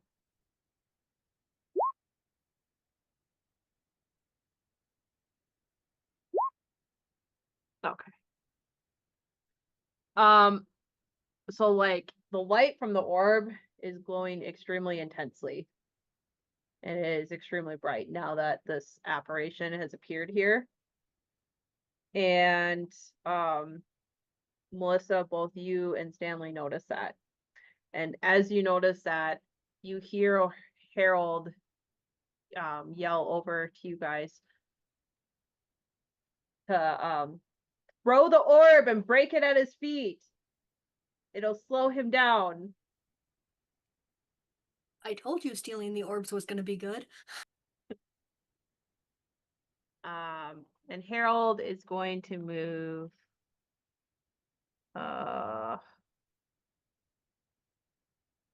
Well, he's gonna move out of the way because this crazy lady just shot at him. And he's gonna move over into here.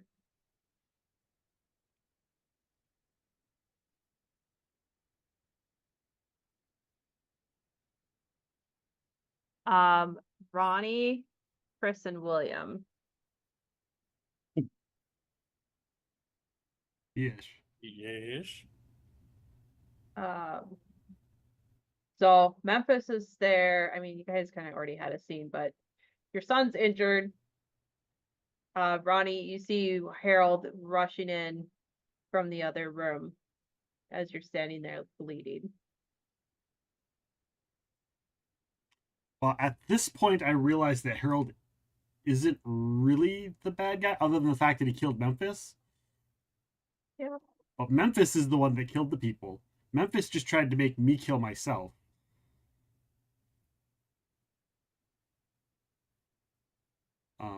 So I'm not like gonna attack him or anything, but I'm also, dying over here.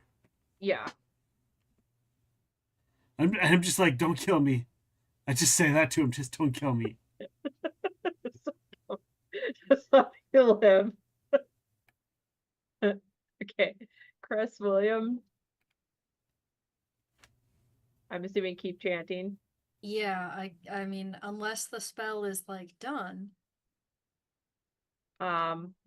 No, it'll be one more round after this. Okay, yeah, keep chanting. Okay. William, and then Stanley, or Stanley, if you have an idea. I am going to. I'll quickly yell behind me, Ronnie, get out of here. And I'm going to,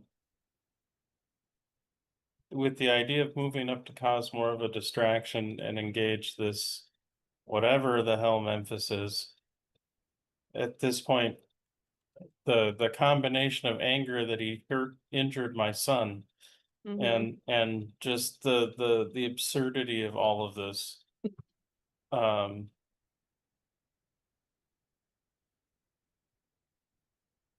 Is he's gonna just start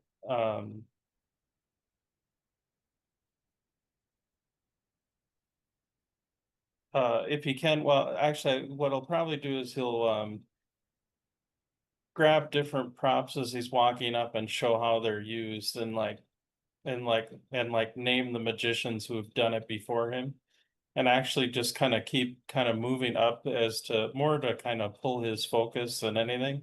But hopefully when I get to, I guess, close enough for there to be a melee range, I guess, maybe take one of the prop swords and then try to or try to slash at him or something. I don't know. Okay. Yeah, you take a prop sword. Go ahead and roll your brawling. You take the sword and you swing at him, and he just Scrapes across your armor. yeah. Mithril breastplate, He punk. you scrape across his ghostly visage as his cape flutters, and he says, "Etherealness, bitch." What did he say? Etherealness, bitch. Instead of mithril breastplate. Yeah. Gotcha. Yeah. Stanley, you witness all that. You also heard what Harold said and see the glowing orb.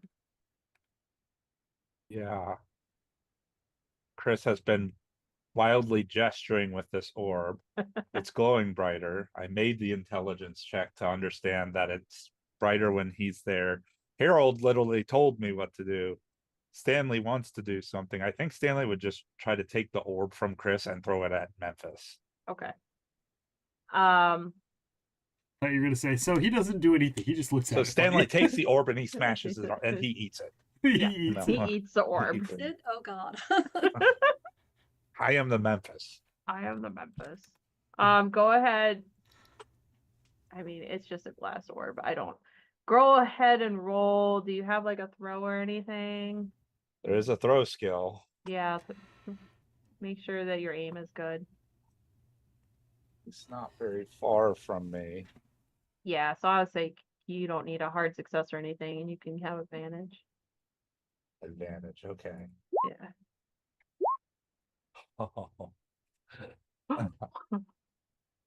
Throw failure, and okay, so you don't hit Memphis exactly. You don't hit Memphis exactly in a spot. Someone's been given extra skill dice. Ooh. Oh, go ahead. Oh, never mind. As it wanteds, and if Memphis had Chris is like, no, slightly to the left.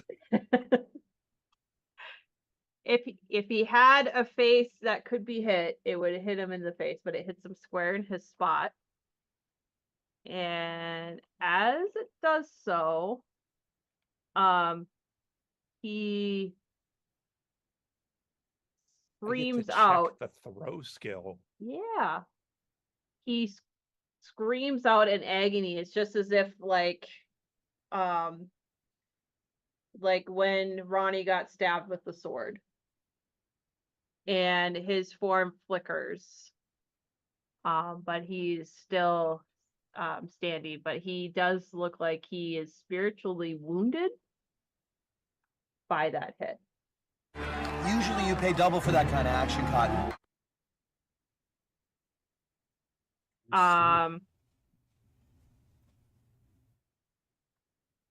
Melissa and Stanley, because you made your int check before, there are more orbs, but they are at the second floor. So, and you have this round and then one more round for the spell. Yeah, we are so close. Yeah. So I threw the orb. I can't speak. I'll continue chanting, but I just want to not turn my back to him. Okay. Sounds good. Betsy, your prey fled.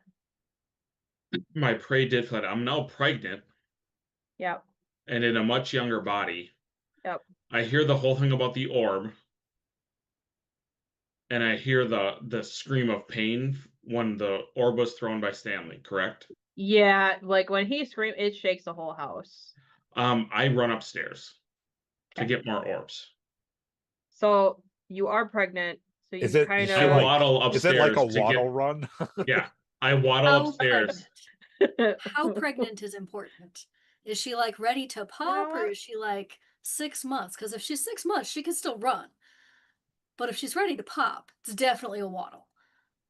I would say, well, You want me to roll like a d6 plus 3? Leave it up to chance? yeah. Roll a d6 plus 3. I am 6 months.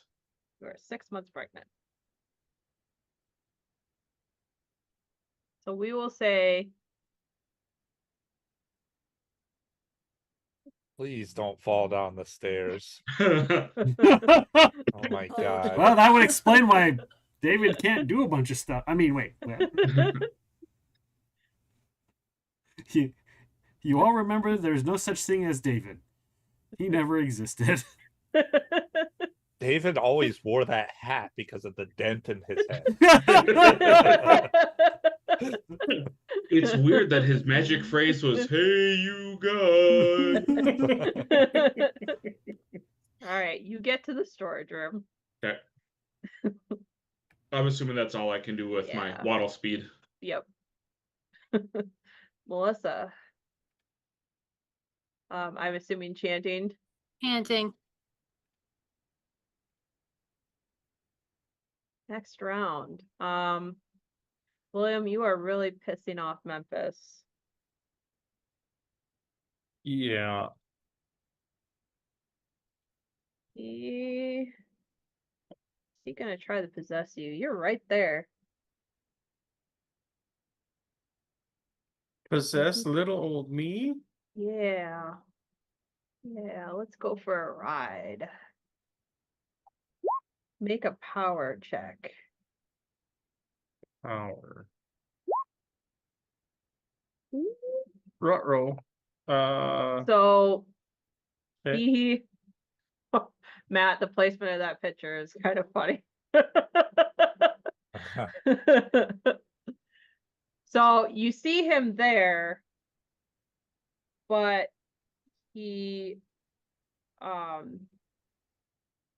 then exerts this control over you. And actually he can't possess you, but he is able to cast dominate on you, which is the same thing. And Okay. he is standing there and you are forced to obey his commands.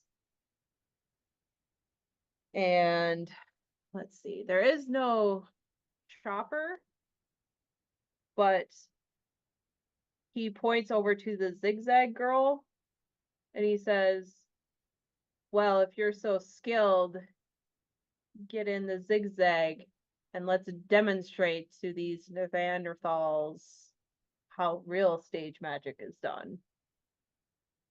And you are commanded to get inside the zigzag girl. So that's what you'll be doing on your turn.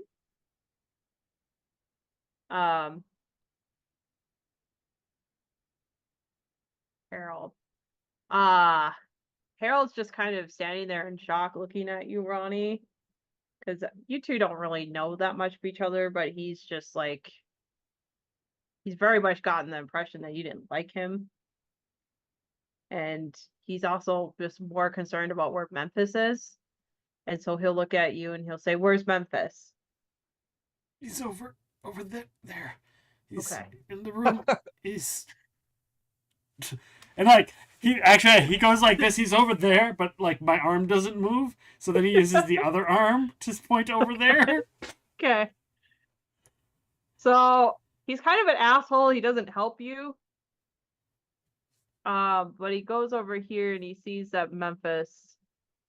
Where's the is- Memphis? He sees that Memphis is here and he's going to cast a spell on him. Let's see if He casts a spell on me. He cast a spell on Memphis. Although Memphis is a ghost, so are you Memphis Harold? is ghosting him. Yep. Oh, yeah. So he cast just like his same thing again. He'll actually know what, he will help you out. He's going to recast that barrier spell, but he's gonna cast it in this doorway. So I can't get And- back in. Yep. And so that nothing can get at you. Yeah. Unless of course Memphis just wants to walk through it like he did this other barrier. Right. Yeah, but if he throws stuff. And then he starts preparing like another one of the purpley spells that he had when he first came into Someone's the been house. given extra skill dice. Woohoo! Ooh. Ronnie. And he prepares like this claw spell and he casts it hoping to actually hit Memphis with it. But when he casts it, it's like the same thing that happened to William. Like Memphis flickers out and then flickers back into place and just laughs in Harold's face. The keeper has been given extra dice. Ooh, thank you. Ronnie, do you do anything else besides cry? Can I try like, like putting myself back together or making sure that like Sure. Do You you know, have like- first aid?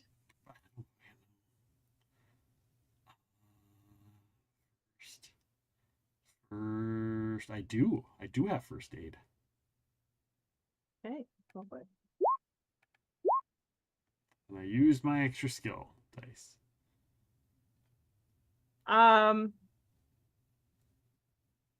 Yeah, it's just not working out. You can't really concentrate because you're in so much pain. Yep. At least I don't fumble. Yeah. You don't injure yourself more, but it's just like And I don't find anything or nothing like that. So I'm just like, I can't No. really, I want to help myself, but I yeah. can't. And you're trying to like maybe if I rip more of my pants. Yeah, if I rip more of my pants, I can do something, but I don't have I an can arm. do- But I don't have an arm to rip the pants. Yeah. So that's kind of that. I just saw what you meant by Matt's picture. I didn't realize he changed his background. Yeah. So it looks like young Betsy is shooting him in the back of the head. Yeah. That's what that looks like.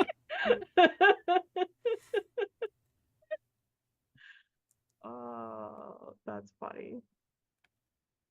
All right, Chris, I'm assuming you're continuing the chant. Yes, it succeeds on this round though. Yep, it does. Excellent. And honestly, like, unless Stanley stepped away. William, Stanley, Melissa, are you guys gonna do anything else besides chant? Nope. I'm just And- gonna chant. Okay. And Betsy, you're grabbing more of the orbs. Yep. So as the round concludes and the spell Do I have to takes make my a power hold. roll to actually Oh, make it work, or yeah, make your power roll. That's what I forgot. And you can have I have an extra skill dice from last session that I haven't used yet. yeah, I've just you been can sitting on it. Yep, you can use that. And then because you have Oh no. more people, you can have another so you have Stanley that's been consistently casting with you and Melissa, so I'll let you roll 2 more times. Okay. Or if we want, another person could roll in place of Chris. I could Then spend luck with some your luck. 62. I could spend luck. Yeah, because if we're going off the 62, I only have to spend 7. Yeah. Yeah. I have a feeling Someone's if you been don't given spend extra it, we're skill just dice. effed. Yeah, use your magic. Ooh, extra Guess skill that. dice.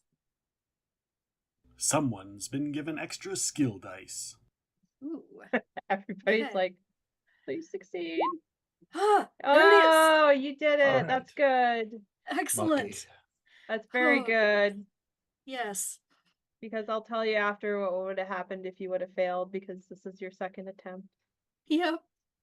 But hey, I successfully cast it. Yay, you successfully Hooray. cast it. Okay. So as the ritual concludes, the entire house shudders as Memphis is now drawn into the physical world.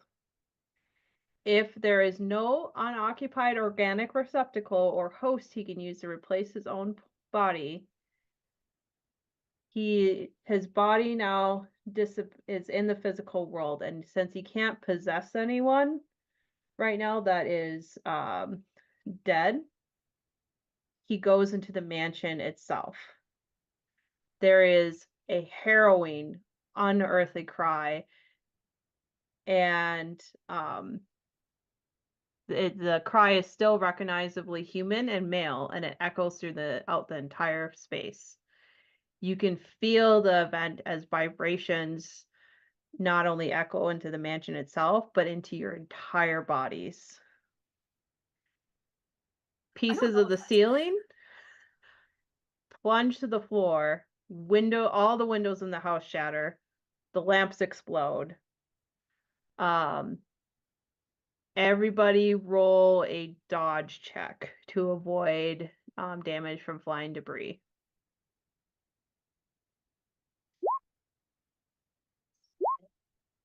Oh no! Betsy. And me. Chris. We're gonna get messed up. I had 2 extra skill dice and I only used one of them before. Can I use the second one now? Yep. Great. Fuck.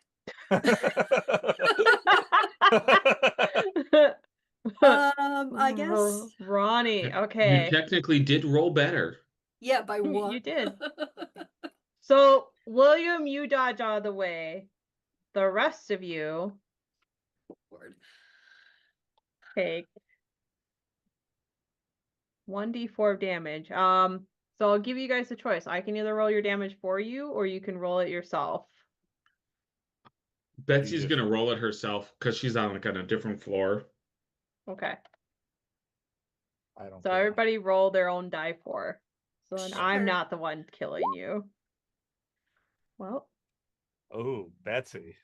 Yep. Ouch. Melissa. Oh, no. There's another funeral. Oh, no. Well. If someone redeems an extra skill dice for Ronnie, does he not die? Yeah, I'll let that happen. He re-rolls. Yeah. Someone's been given extra skill dice. Don't Enoch this one. And you have to roll a 1. Oh. Well. Oh no, he has 4 hit points. Never mind. Yeah. So you are alive. But that would be a major wound because that's half Yeah. your hit points. Yeah. So like. Yeah. Does that all have to be at once? What do you mean? Oh, because I was at 4, so 2 is now half. Yeah. Gotcha. I wasn't sure if it was like for the day or. I went from 5 to 1. How So like The major You're wound, you have to roll a have- con check or fall Yeah. unconscious. So I But would not dead. say Ronnie and Chris make a con check to see if you guys are both still conscious. Does anybody else take half their hit points? Chris, you are conscious. You got hit in the head by some plaster though, and so you are like standing, but you are very close to death. And then Nick, go ahead and make a con check for Ronnie. Yep, I'm just updating everyone's hit points. Okay.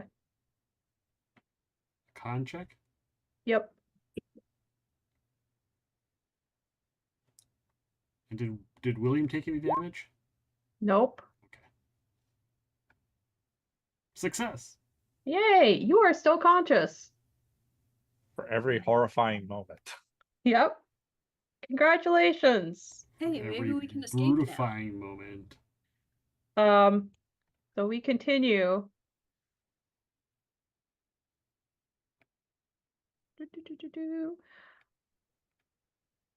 So finally the architecture itself tears and buckles, pulling and thrusting into a huge sculpture.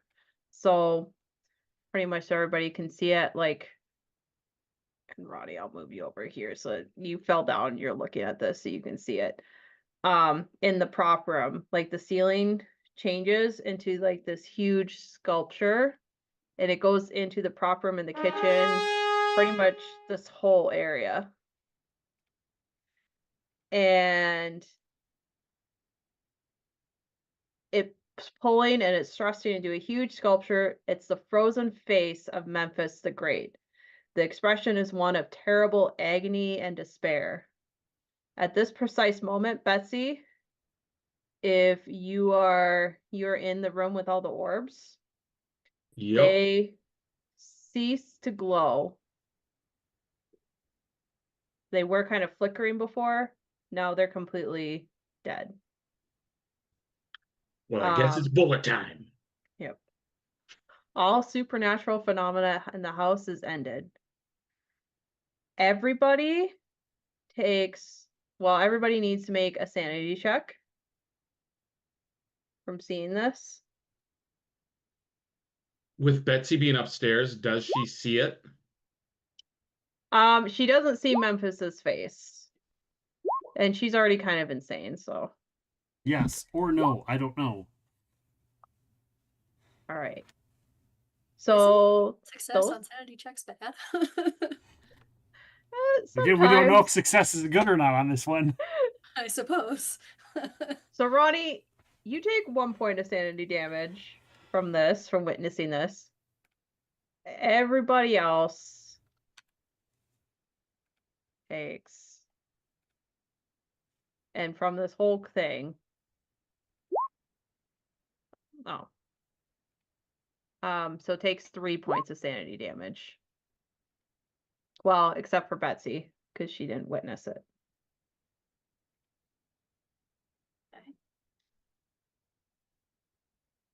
That puts me at 5 for today. Okay. Same. Okay. So let me open up. So there's a momentary calm before. Should have had this chart out. Both of you roll a d10.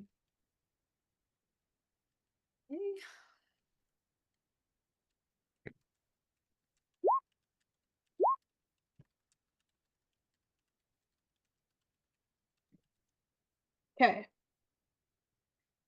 Chris.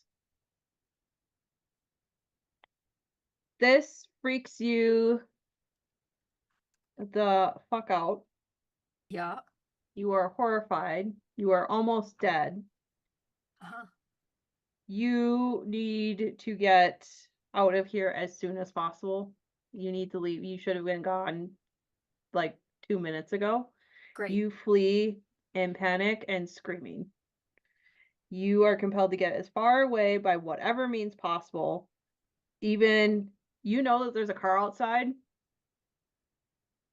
Mm-hmm. The keys are probably in it. Mm-hmm.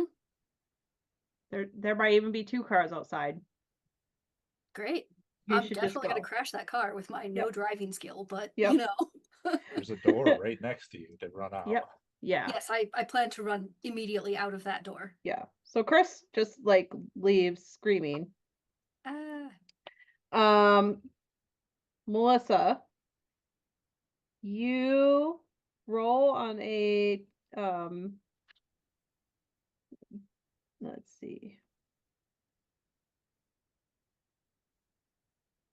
Sorry, did you lose 5 for the day? Yes, this session I lost 5. for the day. Okay. Roll a D100. Cool. Oh, Do.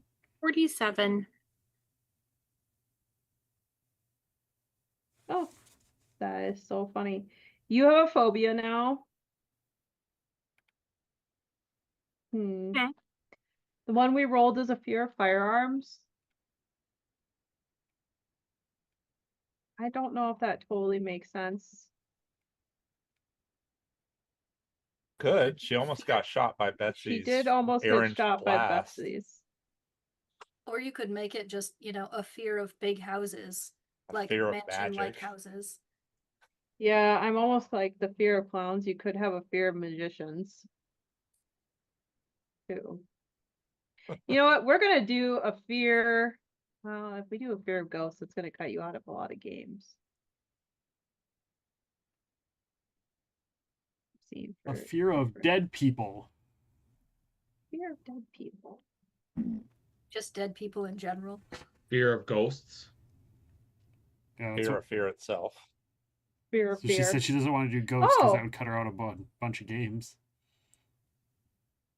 There is fear of spirits or demons. I will allow you to choose if you want to do fear of firearms, fear of ghosts, or if you convince me of a different type of fear that you feel like would make sense with this game. There is a fear of ghosts, phasmophobia.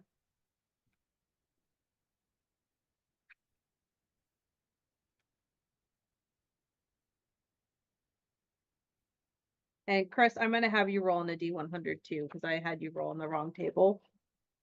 But this will Oh, work dang. out. Okay. Off. Because you also lost 5 for the day, correct? Yes. Yeah.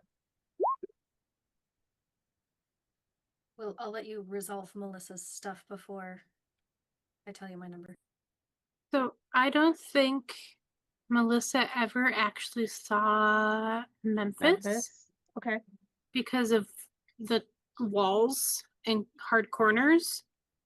So maybe firearms would make more sense, or Yeah, like because she did see. knives. Yeah.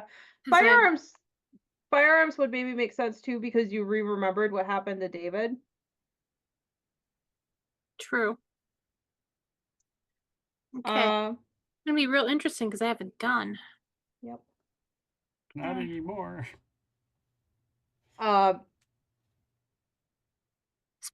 firearms or just rifles?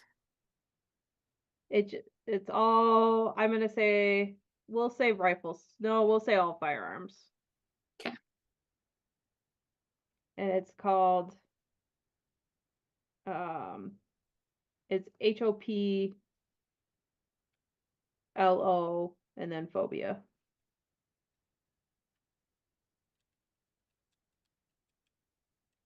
There is a fear of magic too. Haplophobia. Haplophobia. Haplophobia. Yeah. Yep.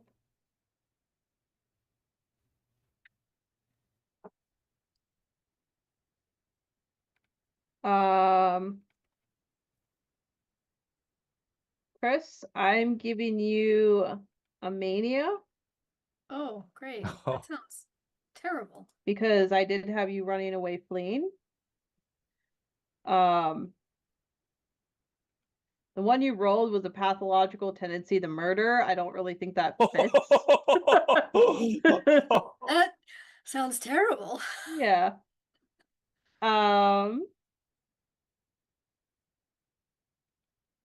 There is one that's phasmomania, that's an obsession with ghosts.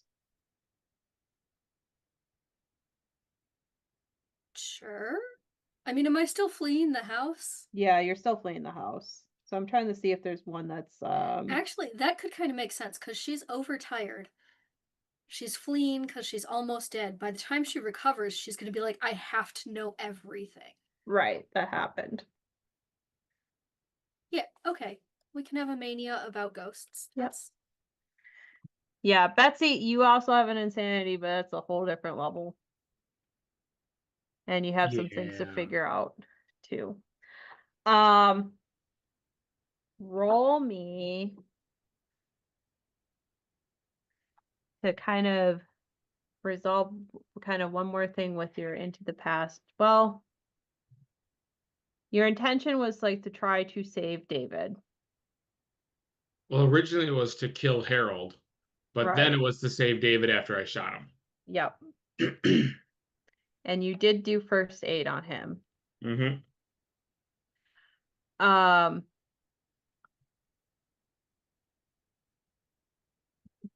Give me. Well, what I'm going to say with that is that David still did pass. He did not pass at the site. Mm. So your memory is altered where, It was a hunting accident. well, like they don't, Betsy, you know what you did. There was a gunfight there because there was a gang. So instead of getting the weird explanation of like he was hit by a cow hoof, the explanation given is that he was shot. He was still hit by the cow hoof how he died, but because that's really absurd. Way easier to explain he got shot by gangers. Yeah. And you did, and so he died on the way to the hospital. Now, not saying that potentially you could go back and try again and change the past again. There is also the fact that you're pregnant and you're not entirely sure what that means and you haven't looked at a mirror yet. Yeah, the terror with being pregnant is what if I go in the past, but the child inside me does not. Yeah. Like that's the fear right now running through her head. Yep. And your memories are kind of fuzzy. Yep. So you're still upstairs. This is all resolved. Chris is out running around screaming. Melissa, you're trying to deal with the fact that do you carry your gun? Yeah, you are standing there terrified that your gun is going to go off in your pocket. And you're going to end up shooting yourself, like accidentally shooting yourself. Oh no. So you're kind of just like you're sweating, kind of frozen in place, like however you want to react with that is up to you. But that is what is running through your head.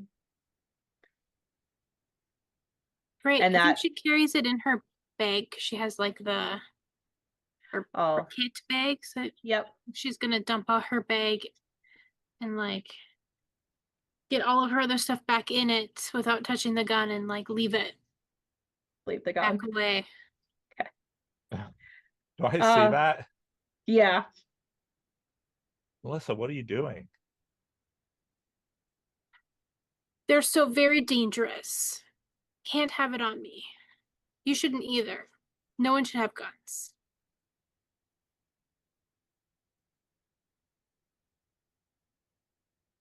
Don't you remember? It's how David died.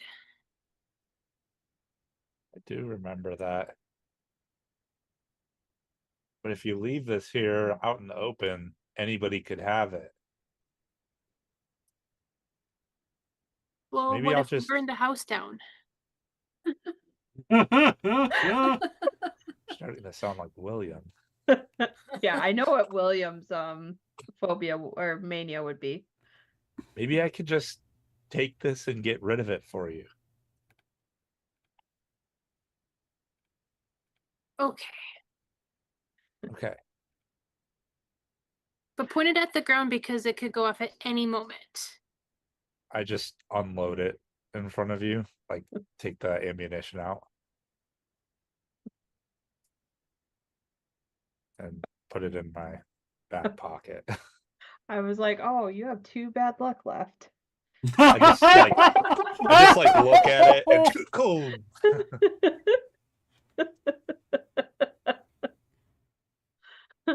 I wouldn't go that far.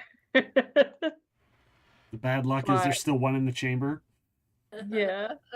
You do accidentally shoot yourself. That's funny. No, I'll just hang on to that.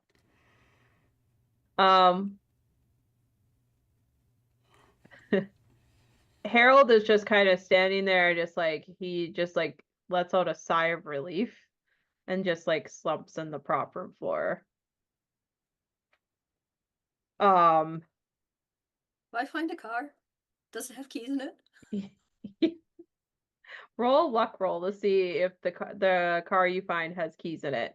Okay. There was 2 cars, the one with Ingrid. Hey, the truck has keys in it. I try to drive away. Okay. And I fail, so I run into a tree. Yep. And then just sob in the driver's seat. Yeah. I mean, with a roll that's, that bad, you probably like turn it on, but you don't know how a stick shift works. Yeah. Oh yeah, that's fair. I just don't know how to drive. You it, just so start slowly rolling backwards. Because, back then there wasn't automatics. So That's what happens. You roll closer And to you're the steering house. the wheel, Oh, and you just like slowly back into a tree and sit there. she just So sobs in the driver's seat, like it's too much. You are 6-year-old Rachel steering a car. Yep. Thinking that the cops are gonna get me as I backed into the church sign while there was a funeral going on. Real life story. Fantastic. William, Yes. William, Ronnie, you're down there. Betsy, do you come downstairs? Betsy will grab some of the orbs and still come downstairs. Like they're not glowing, but she doesn't know. Yeah. Like I guess she doesn't know things are over. Yeah. So she like has like the rifle sling over her shoulder, and she's like holding like 3 or 4 of the balls in her arms as she's like waddles down the stairs. Like, Okay. I got some. By this time the barrier here is faded. She walks over to Stanley, whip him at him. He's gone. What? I point at the ceiling in the other room. Oh, that's why they stopped glowing. Huh. Stanley, William, and Melissa. Melissa with disadvantage. Make a spot check.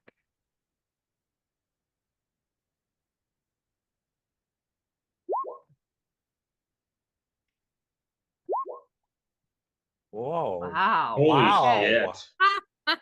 You are locked on. Statistical improbability.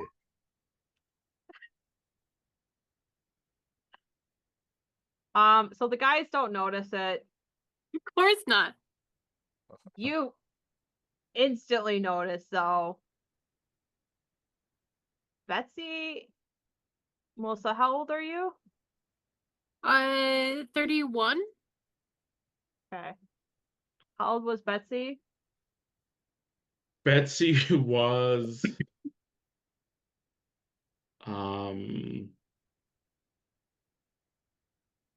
I think in her like mid-50s. Okay. 53, because she was like 20 when she had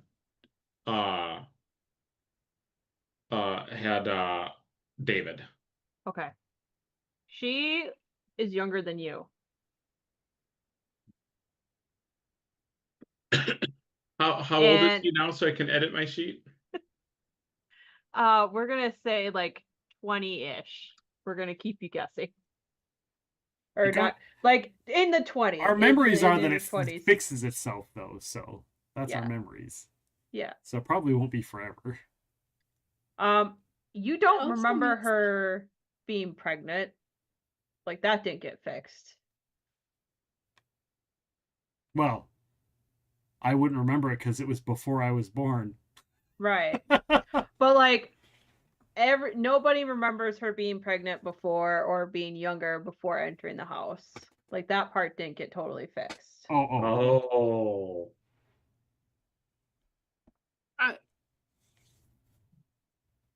Who are you? Should put the gun down. You're scaring Melissa. Melissa, it's Betsy. Did you get your head knocked in, dear? She's like, oh, where's my medical kit? She like, Stanley, I left it in where Ronnie was stabbed. Oh, where's Ronnie? We should check on him too. Ma'am, the only Betsy I know is, what, 30 years older than you. William.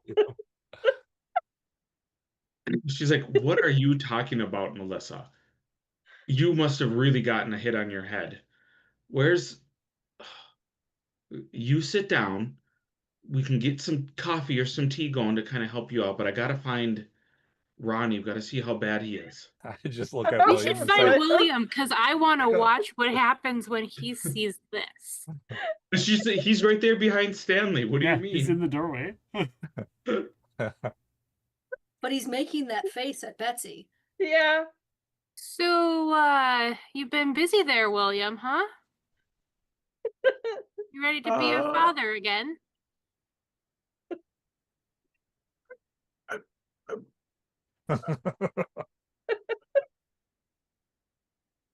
I mean, it does look like.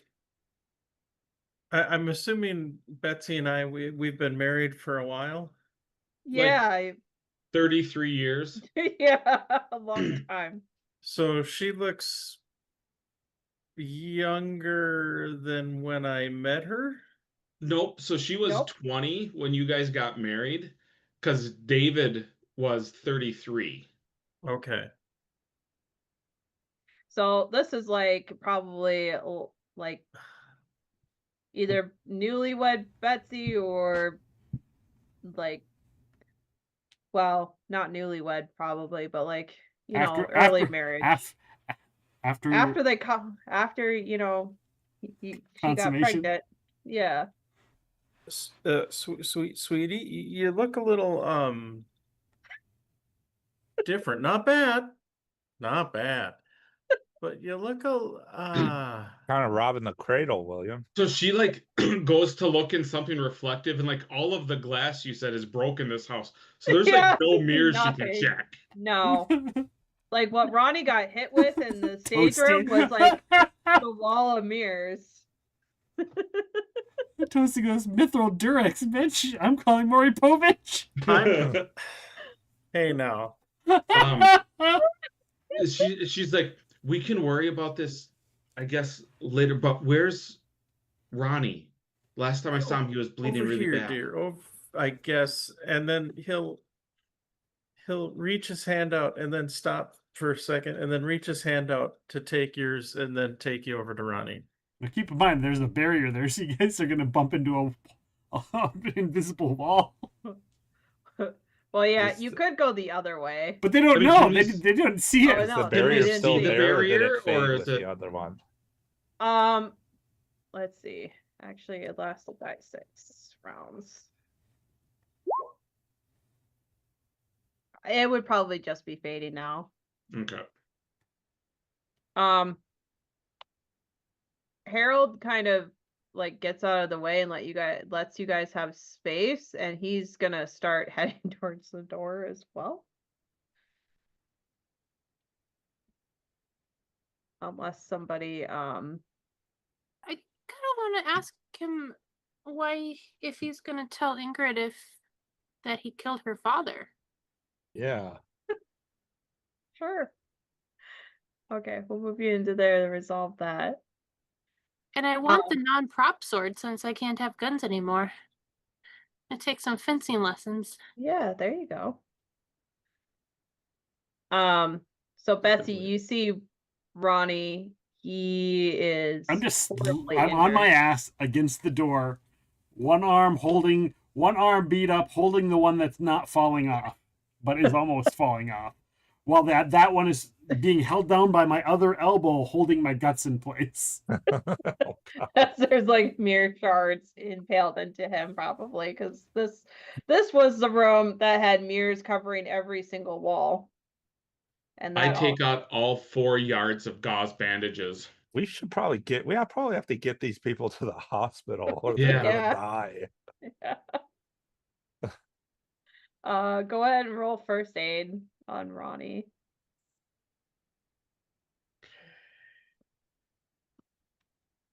And then let me just double check. And when we roll. and Ronnie will Hard be success. like, Ronnie will be like, Dad, who's this pregnant lady? And why does she sound like Mom?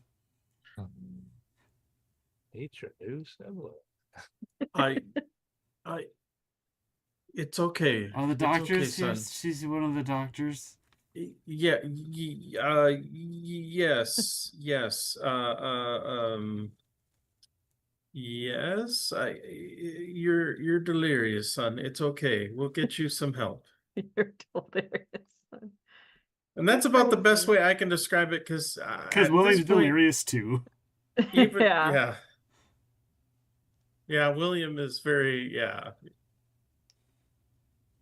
trying to scratching see. his head at this Must be under 1920s Targaryen. Hey. I mean, I'm just looking to see. I believe you. I mean, if we get a dragon, I'll say okay. I'll think about it. But You'll think about it. If you learn those spells from William's book, you'll get something analog to it. To Mother Nature, I vote for gangrene. Oh man! Oh my God. Ooh. Who said that? Toasty's giving skill dice to gangrene. Oh my gosh. Matt, do we remember with the... For some reason, I can't find it in our cheat sheet here for when we do first aid, how many hit points we were saying. I think it's like 1. Medicine lets you That's- do more, but it takes longer. Yeah, I think it was 1 hit point too. But first aid can Oh, yeah. remove the worst level of wound to make it not that worst level of wound. Yeah. So it's not a major wound anymore. Yeah. So I removed those glass shards from your gut or whatever your major wound was. Yeah. Maybe I sew And- your arm back on. Yeah, I think you sew you remove the glass shards and you Stuff his intestines back in. yeah, and like tape it up, and then you can heal a hit point. Melissa and Stanley, you want to talk to Harold? Oh yes. And he says, "Please don't tell Ingrid anything." Ingrid, we could tell the police about you killing someone. Someone has been granted bad luck. Oh no! Bye Ronnie. Oh. Re-roll for a new character. That is savage. Wow, fucking brutal. Toasty. Bye, Ronnie. Roll for a character. Did you really need a TPK Wow. that bad, Toasty? Come on now. I guess you're going back to Father Stephen. I guess so.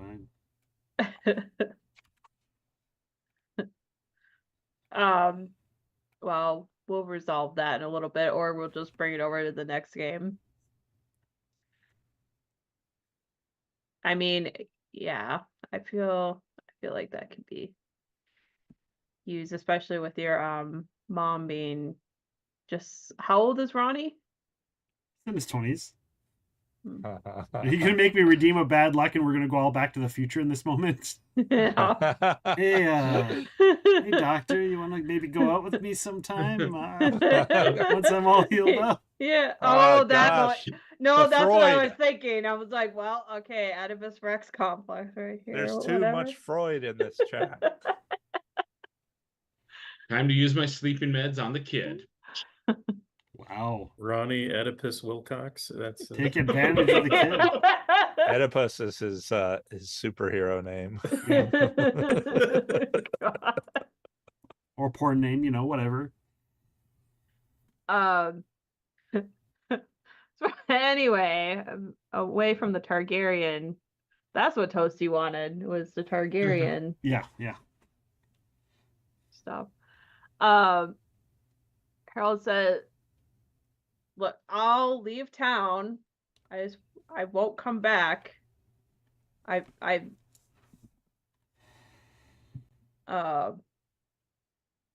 And what about Ingrid?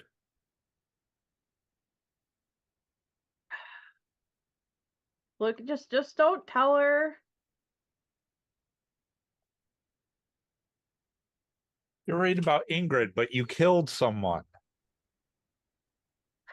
Look, he didn't share his knowledge with me, and I'm his apprentice. Not a reason to kill anyone. You fucking Yeah, and moron. And that constitutes murder? He like For God's sake, it's just stage magic. it's not just stage magic. You saw what he could do. And he's just gonna actually try to bolt. Which is probably gonna be unfortunate because Stanley's right there.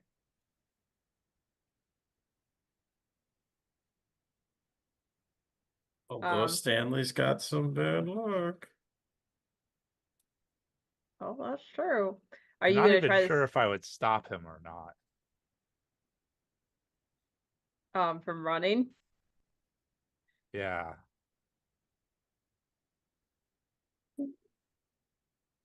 Where did you hide the body? There is no body. My spell destroyed his body entirely.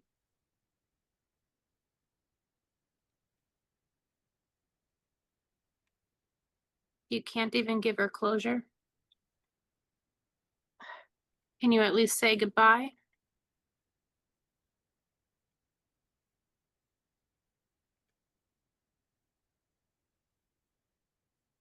Break it off clean? Yeah, if you're gonna flee like a coward, you do owe her that. And I think then he would grab him by the scruff. Make an opposed fighting brawling.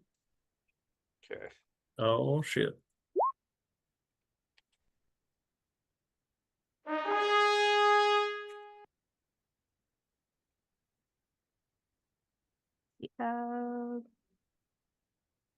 Oh, here you go. Yeah, he fails. So you got a hold of him. I'm assuming you just want to grab him by the scruff Yeah. and drag him outside. Yeah. You actually, when you get outside with him, and anybody that wants to follow, Yeah, I'd go. you see, well, one, you see Chris has taken the Wilcox truck and attempted to drive it, but it's backed up into the veranda. Yeah, I got a whole 15 feet. Yeah, and she is sobbing. I think I see that and I just sigh.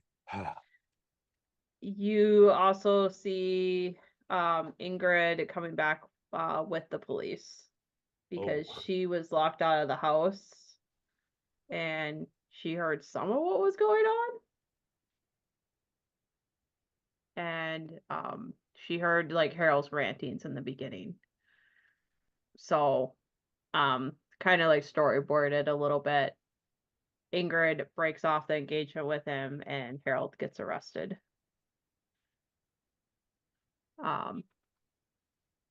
For murder and like,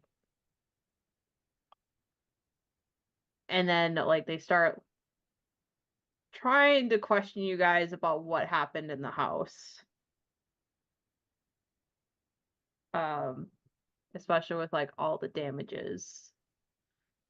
and all that. Stanley would look at them and say, "What? Now you care?" I Be like, just we were walk- here before for a break-in.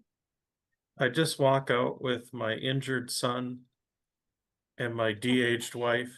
I look at the cop straight face and go, "Fuck if I know," and then head to my truck with the two of them so we can get to a hospital. Okay. True story. I think they just blame it all on Harold, and they start like closing up the scene as sort of like a crime scene. Because like he is ranting about like the magic and how Memphis was like out to get him and was keeping secrets from him because he has a very low sanity score. And then like you guys are able to get in the truck and get Ronnie and Someone Chris to a has hospital. been granted like all bad luck. I mean, Who little is late, that? Grinder. Little late. Yeah, way late, Yeah, Grinder. It's way all late. almost over. I could be a dick and have you guys make a drive check to see if you get in an accident. Just don't let Chris And wipe out the drive. rest of the family in one fell swoop. Yeah, one fell swoop. Jesus. Just got home not. from work. No. But yeah, you guys, I'm pretty sure all of you need to go to the hospital. Absolutely. Yeah. We just fill up the Yep. back of the truck. They push Chris over, lay me down in the back seat, and just start driving. Yeah. I'm okay. Yeah. Yeah, I think physically Melissa and Stanley are the best. Well, and William. Yeah, I didn't go William's insane not this time. I go horrible. insane every time. Yeah. You're going crazy. You wake And- up in it. In an asylum in England. 20 years but I think that like driving to the hospital and getting to the hospital is kind of where we're going to end it with some unanswered questions about Betsy and the Yeah. baby and the father of the baby and is it a new baby, old baby? Who knows? Yeah. Does Ronnie have a crush on his mom? Let's not explore that one. Not exploding. Betsy's like, Matt's like, red light. Too far. All right. Well, with that being said, we are going to raid on out, everybody. I will finish up this Riftopia battle here off stream. So we're going to raid on out. If you want to do more Riftopia, or if you're interested in seeing the video game repo, we're going to be raiding somebody who is doing both. So we're going to raid on over to our stream team member, Shiny Evie, who is doing repo and playing Riftopia. She has some other cool games that she's running as well. So we're going to go and check out our friend Shiny Evie. Amazing streamer. Lots of fun.